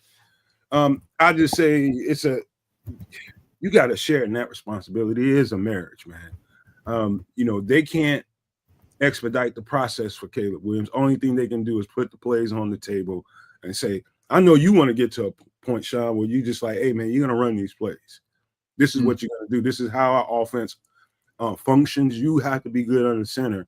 But at the end of the day, Ben Johnson, this is this winners take all business, man. You got to win in this league, man. And his name ain't as favorable as it was when we first started this process, is it? It's because, until you put wins on the board, some consecutive wins, and start having this team look like, hey, this team is going to be formidable. He's struggling about what exactly to do. What exactly should be the identity of this offense, and what should I force Caleb Williams to be under center most of the time and force my will on this kid, or should I hit the default button? And I don't think he should. I think he should stick with the program, stick with the plan. He'll get there. You just got to give him some reps, and along the way, you're probably gonna have to take some L's. That's what it looks like. But that's hard for a coach that getting paid $13 million a year to just say, all right, we ain't gonna take some L's. We'll take some L's, and we're gonna just worry about Caleb's development and how good his numbers look. It leads to the conversation about how long is it gonna take for him to get to this point. Talking about Caleb Williams, he's doing well under the circumstance. Some of the stuff that they're putting together for him, he's all right with it. But it's not Ben Johnson's offense that he normally runs, the style of offense. So I say they share the responsibility, and at some point or another, you're going to have to decide whether you're going to put pedal to the metal and say, Caleb, you got to get this down. This is the way it's got to be, or something else needs to happen or something. I don't know. Let me ask you a question then. Would it be easier if Caleb had more success if he had more success, even in the shotgun, would it be easier or more difficult to get Caleb to go under center? Because I talked about, we all had confidence, right? And a lot of times it's just fake confidence, fake it till you make it. Because real confidence comes when you accomplish or you've done things before, when you've been successful before. And do you think it would be easier for Caleb to have some success out of the shotgun to say, hey, now I need you to start moving under center more, because he'll go under center with a lot more confidence than not? Yeah, no doubt about that. I think there's a little bit of that going on. I could see a little bit more confidence as the game went on. When they did get him out of shotgun and put him on the center, I'll just say he had a little bit more pep to his step. It didn't look like, oh man, I got to do this again. It didn't look like that.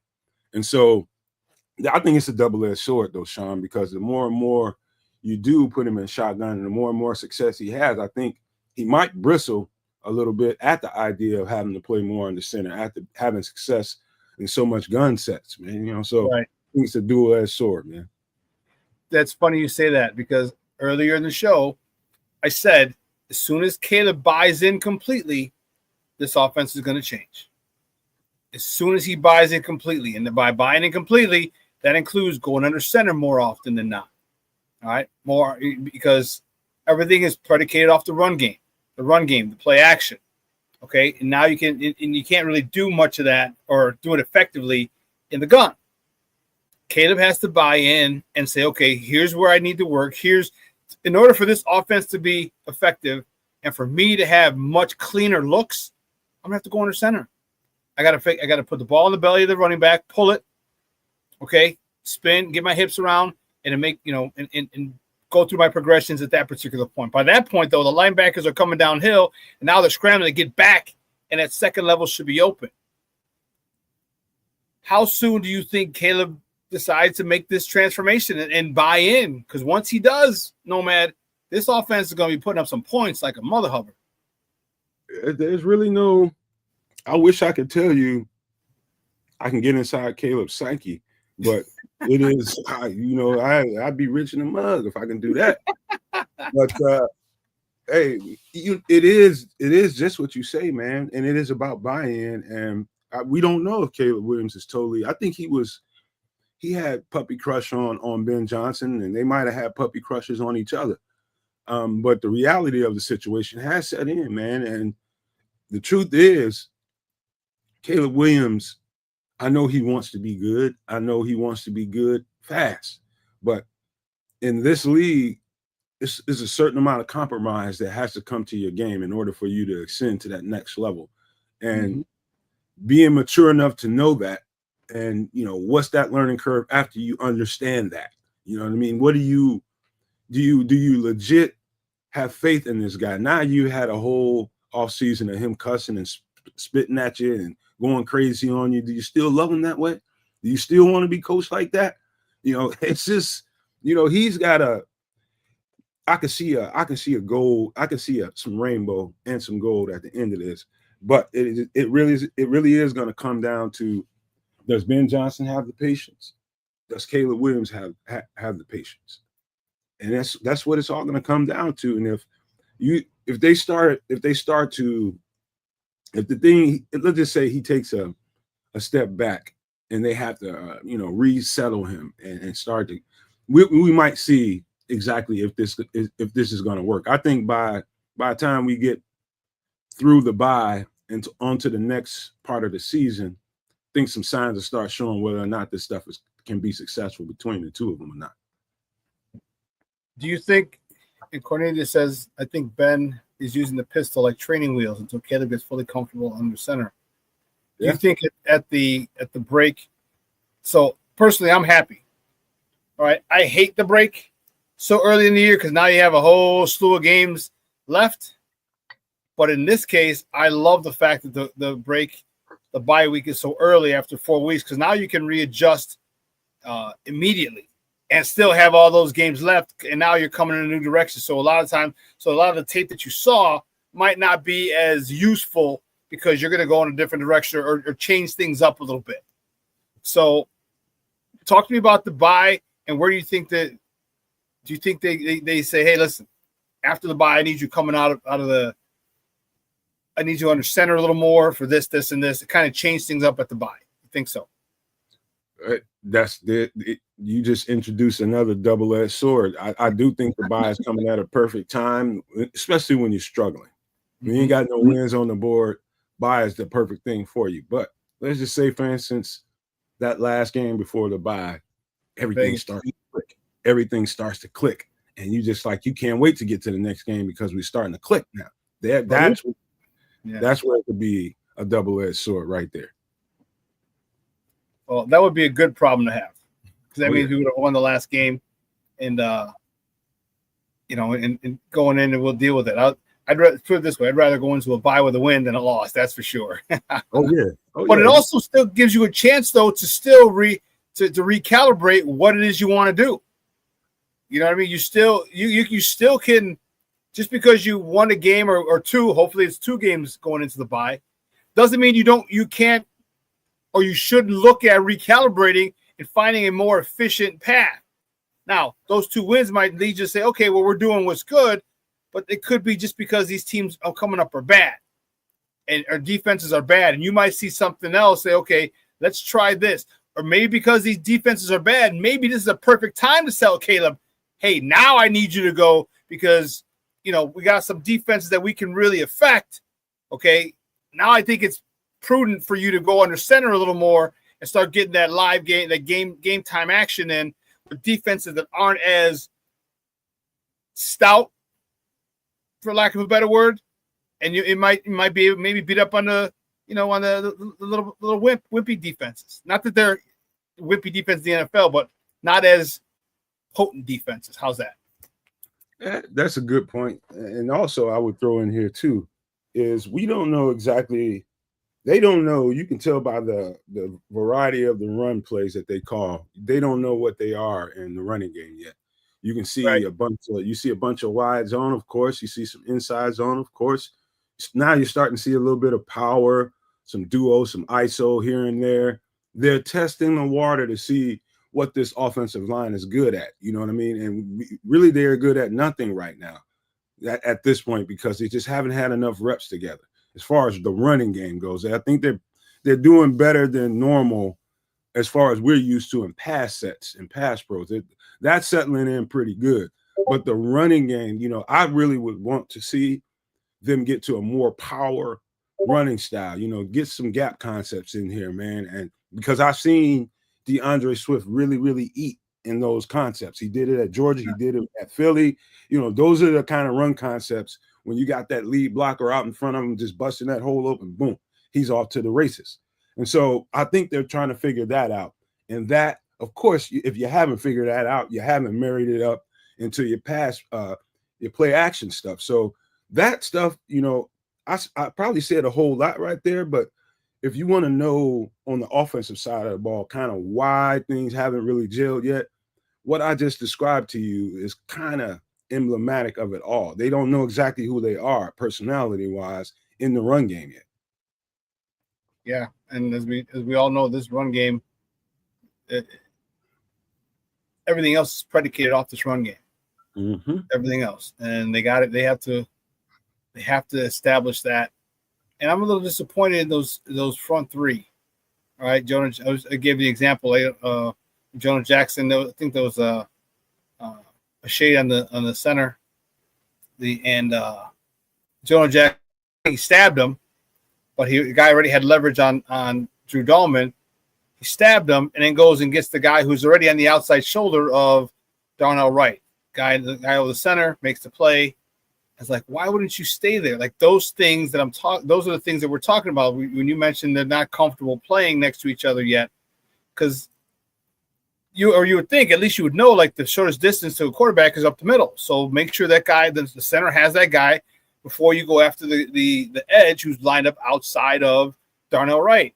And Jonah Jackson didn't, and it caused probably didn't cause a sack. No, it did cause a sack, and that's just like juvenile stuff. Secure the inside and protect your quarterback. And Jonah Jackson didn't do it. I was very frustrated on that particular play. I'm sitting here biting my tongue the whole time because I've never seen any O-line and on any level of football be taught the other way around. It's inside out as far as your assignment. That's just. I think there. It's a little bit of that going on. It's a lot of bit of that going on, as a matter of fact. But also, it maybe they feel Jonah Jackson is feeling like he has to compensate more for Darnell than he has for Drew Dahlman, and his instincts told him to get out there and give Darnell some help. I don't know. It's probably got a little bit of both of that going on, But yeah, it's that is about as ungelled an offensive line as I've seen in the run game. Man, I thought that would be the easiest thing right away to get going. I thought it was gonna be the pass pro that would take a little bit of time, but it's absolutely the other way around. Absolutely the other way around. And then why do you think Ben is going away from the run game? Because even despite the fact that he's trying out different combos or different types of run attacks, they're still getting yards. Like DeAndre Swift had a decent carry when he had 4 yards of carry last week.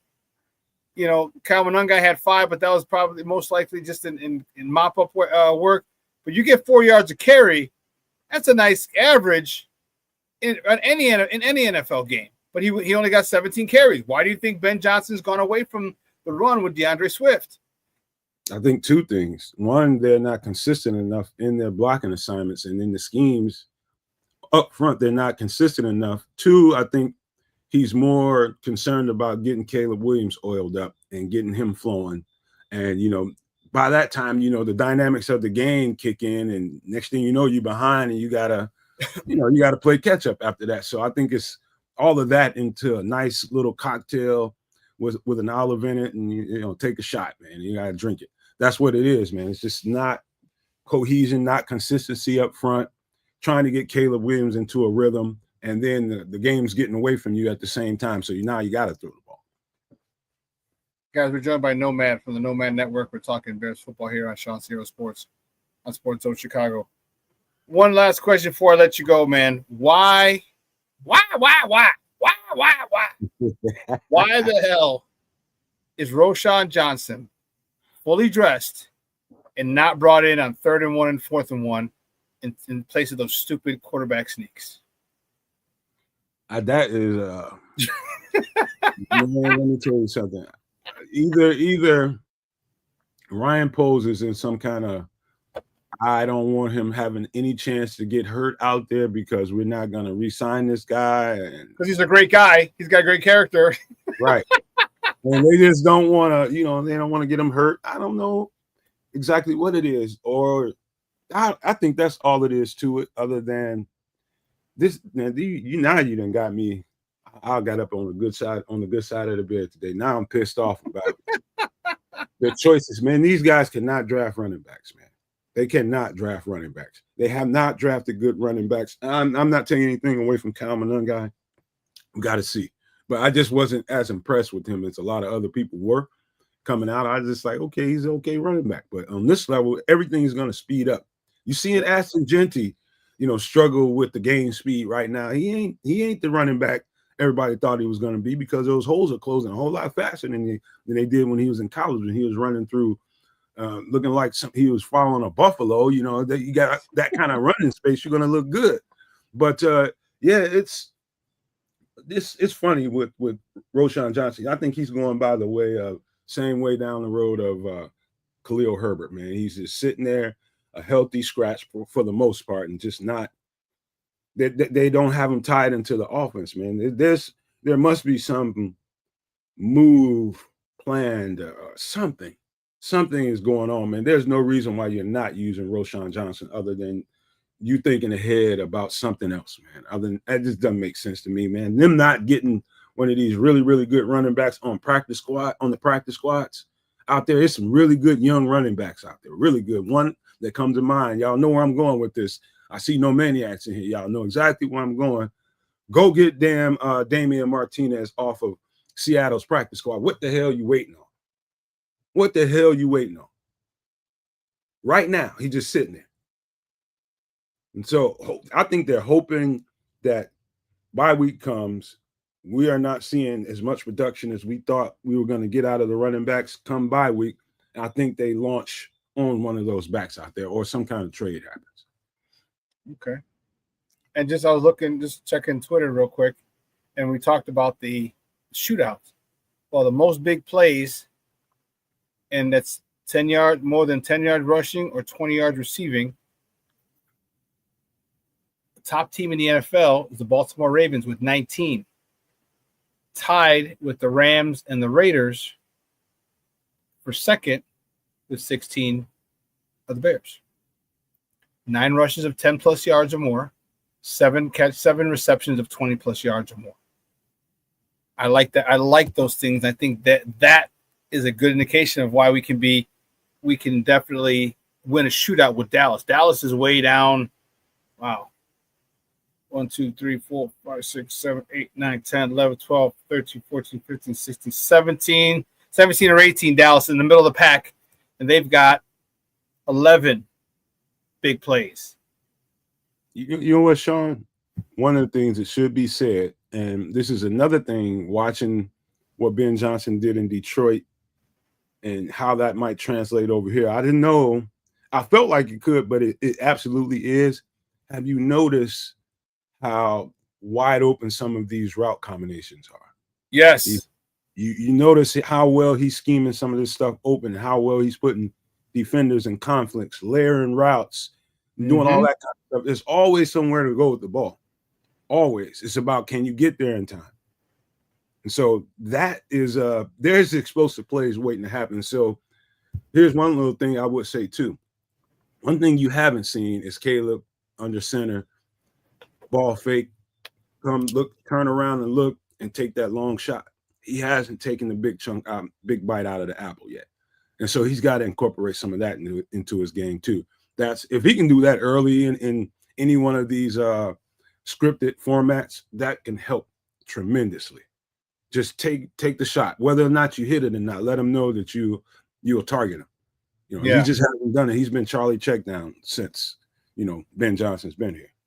Yeah, I'd like him to, and I was saying, give him a couple deep shots a game, but I need him to master that short to intermediate game. All right, I need him to master that, because once you do, guess what? Now defense has got to change, because they don't want to keep getting nickel and dime to death. Gain of 6, gain of 4, gain of 7, gain of 3, gain of 10, gain of 7 again.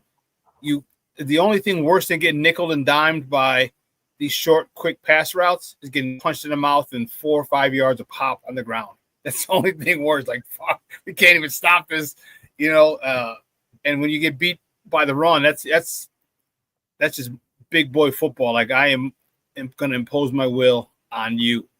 And I think, I was saying earlier, I want him to master this. So teams have to start being more aggressive on these short and intermediate routes. So now you can go deep big time with double moves and sending people behind safeties who are creeping and stuff like that. I think it just needs time, man. It just needs time. I just don't think that they're on the same page, and Caleb's got to buy all in. And if he does, bro, this offense is gonna take off like people. It might look like that the 2013 offense of Cutler, Marshall, Jeffrey, Martellus Bennett, and Matt Forte, and even more potent than that. Yeah, the thing is about everything you're saying is so right, man. I think I want to leave people with this. There's got to be one of the things that's really good that came out of, I hate to say is even anything good that came out of a 50 burger with extra cheese and all kinds of bacon on it. But it is some good stuff that comes out of it, because it's a barometer. It's a barometer. Now you can kind of measure exactly where you are and what you need to do. The class between them in the trenches, man, it was just a trench war that was dominated by a more prepared team, a more physical team, a team that's 2 steps ahead instead of 2 steps behind, like we were the entire game. And that team is typically going to kick your butt every time. And so that's why I came into the show knowing that we were going to be talking about this, and really, really positive, because those are indicators that those are really coachable things that I just got through describing. And it's just time. It just takes time for all of that to come together. And so everybody's flying off the ball. They're not unsure about their assignments. One of the things I saw that I'd never seen the entire time I've been watching TJ Edwards tape, even before he was here, is him miss assignments. He was a step or two slow because he was missing assignments. He wasn't sure what his checks and what the changes in the call might be, if there's a motion to his side or something like that.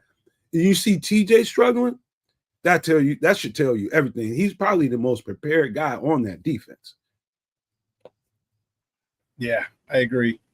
My man King Booker World says it's been said since Coach Jay got here, this was going to be a process. If you never believed that Caleb was generational, then you don't have a problem with the process. I don't have a problem with the process. I just want him to play. The thing that I have a problem with is I need him to hit the gimmies. I need for him to hit the whole shots in the cover two, like he missed DJ. And I know DJ ran it wrong. He ran a different route. It was supposed to be a corner route, but he just kind of drifted and faded, but he threw his hand up. And I don't know about you. I think you've seen Randy Moss more than enough time. You played football a long time. Receiver throws his hand. When you got a stud receiver throw his hand up, throw that joker the ball. And he just missed him. That's all. There's people crazy, man. We got crazy people in the fan base, and I'm not putting anybody down, but I don't know the logic behind. I think some of that stink from last year with DJ is kind of hanging around with people, and you got people wanting to trade DJ more, and I'm just like, hey, dude, we suck, right? We suck bad, and you're trying to get rid of good players. What are we doing? Now I can see if we get to the trade deadline and we ain't won nothing, and now we got to look forward. That's a whole other conversation. But to be talking that right now, like that stuff is still lingering with people. I think that they have lacked connection since he's been there, a consistent connection. We've seen him connect from time to time, but Caleb will start looking in other places way too often. When you got to get down there, you got situational football happen. You got a 3rd and 7, and you got DJ one-on-one. There's no other read there. You just throw the ball to him. There's no progression there. It's just, where's 2? Get him the ball. I'm telling you, bro, it's still that. I haven't spoken to DJ about it. I haven't spoken to anybody, but I'm telling you, he's still salty about DJ and Cole 2 years ago, talking about, Justin's better. They're Justin guys. Because there's no reason you can't justify to me why the guy do you have a receiver who's making $111 million? You don't give a lot of receivers $100 million. And when you do, you better look to him and you better get him the ball. And he's refusing to throw him the ball. And people say, he's shaded and he's double. DJ Moore was the only thing they had in Carolina for his first 5 years. People knew he was getting the ball, and he still got 1,000 yards a season. So don't give me that, the safeties are shading over, they're covering. Because if he can do that shit in Carolina with horrible no-name quarterbacks for 5 years in a row, you should be able to do it here. Shawn, you just stoked the fire, man, because there's still a lot of people.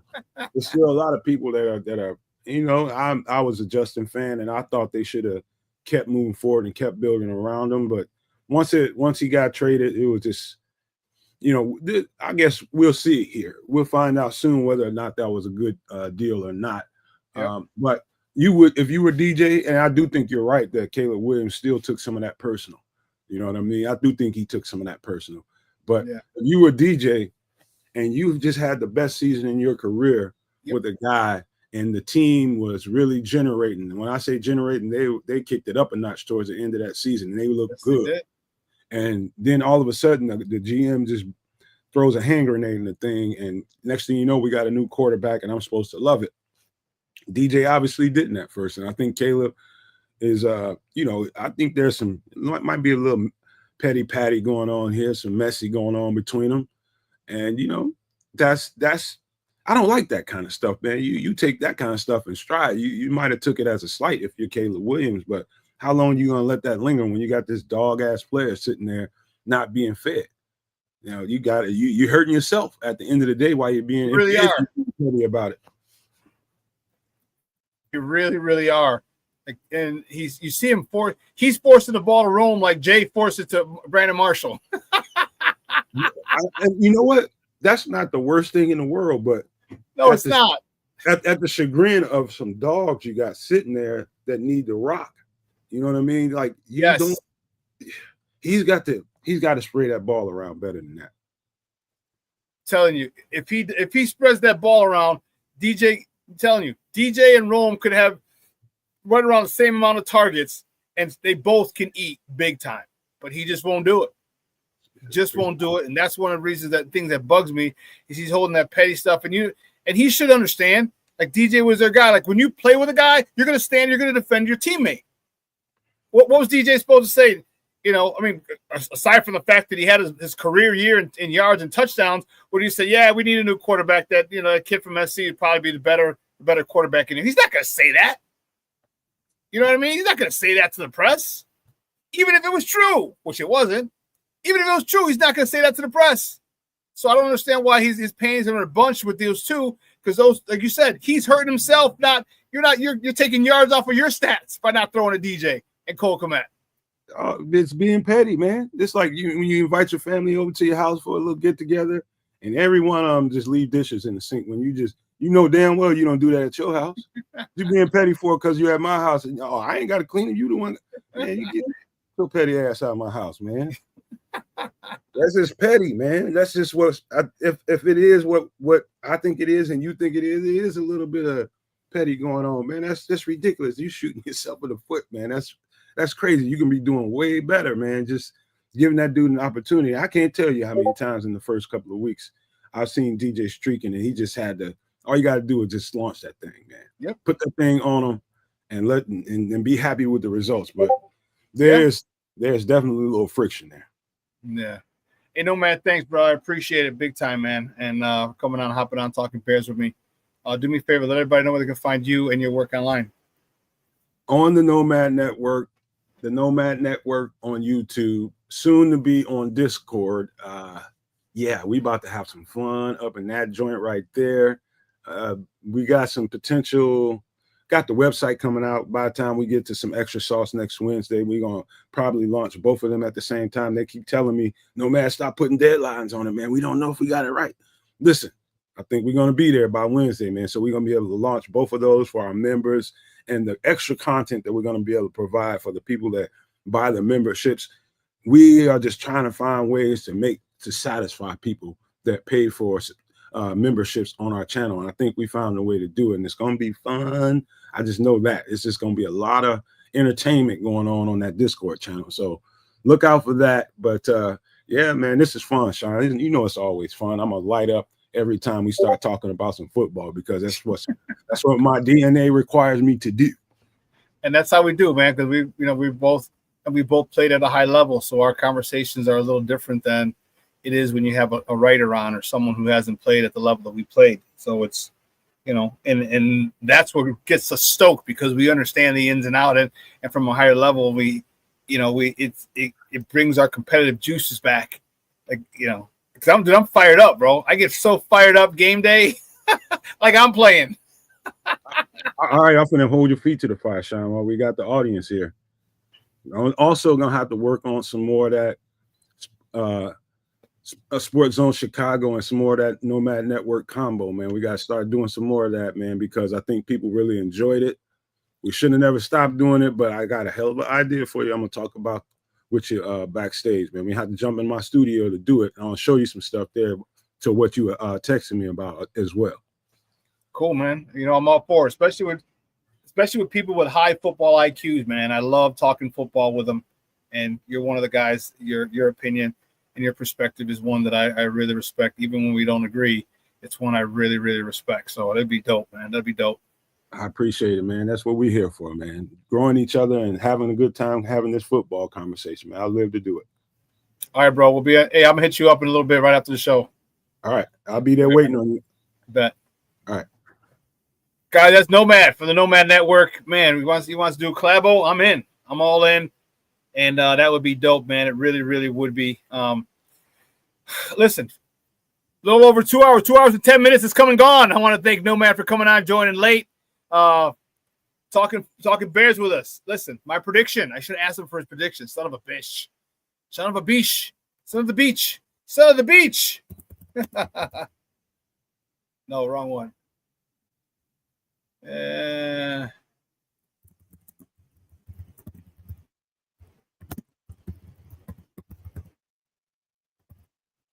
Son of the beach.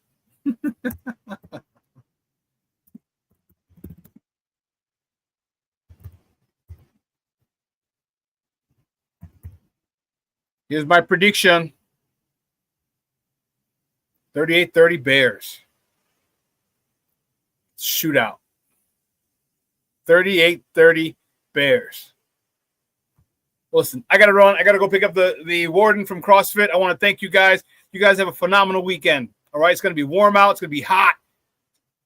Make sure you rooftop patios, sports bars, get them all. Get in there, meet up with your people, all right? Let your loved ones know you love them because tomorrow is promised to no one. Meet up with them for a Bears game. Go somewhere. Get some brunch. Dude, have some fun with your people. Football season is here, all right? Time moves. Time flies fast. You saw how fast summertime shy went. Now it's in the fall. Next thing you know, it's Thanksgiving, Christmas, New Year. Boom, 2025 is over. All right? Do yourself a favor. Make more memories. Like I tell you all the time, a lot of us watching, a lot of us who are in this chat right here have a lot more days behind us than we do in front of us. So let's make the most of them. All right? 12:15, Second City Sports with Lakina and Sydney. They're going to join you for 2 hours. And tomorrow, the Smoke Fellas, 11 a.m. to 1 p.m. In Sports Zone Chicago. They'll give you another 2 hours. I'm telling you, if you haven't watched the Smoke Fellas with their Humidor Sports and Cigars and Sports podcast, you're going to want to check it out. It is one of the I think it might it's one of the best shows. I think it might be even better than mine. I just love their vibe. And you know how I feel about my show. But I've been consistent with that ever since they joined us. And it's a great, great vibe. So make sure you check that out tomorrow morning, 11 a.m. to 1 p.m. But listen, I got to bounce. Got to go with the warden. She could be like, where you at, Shawn? But, guys, you have a phenomenal weekend. I have whole lot of nothing to do. Whole lot of college football to watch this weekend. Whole lot of NFL football to watch this weekend. Whole lot of football. I might even go back to my St. Rita game tonight and catch some high school football in. That's how crazy I am. All right, guys, you have a wonderful weekend. I really love and appreciate the support you guys give me. And I'm telling you, I saw the dude. The swag shop is coming. I'm telling you, who's going to work on it this weekend. He had this week something came up. I saw the dude today. Swag shop is it's coming. It's coming. And I'm fired up. Right? He said early next week we'll work on it. He said it'll take him 2 days, probably 2 days to do it. So I'm not going to say next Friday, all right, because I gave you a date already and we weren't able to get it done. We're trying to get it done next week, but within the next 2 weeks, it'll be done. And I can't wait to get that up and running, all right? So for everyone here at Sports Zone Chicago, guys, I'm your boy, the SuperBack, Shawn Sierra. You have a phenomenal weekend. Your boy is out.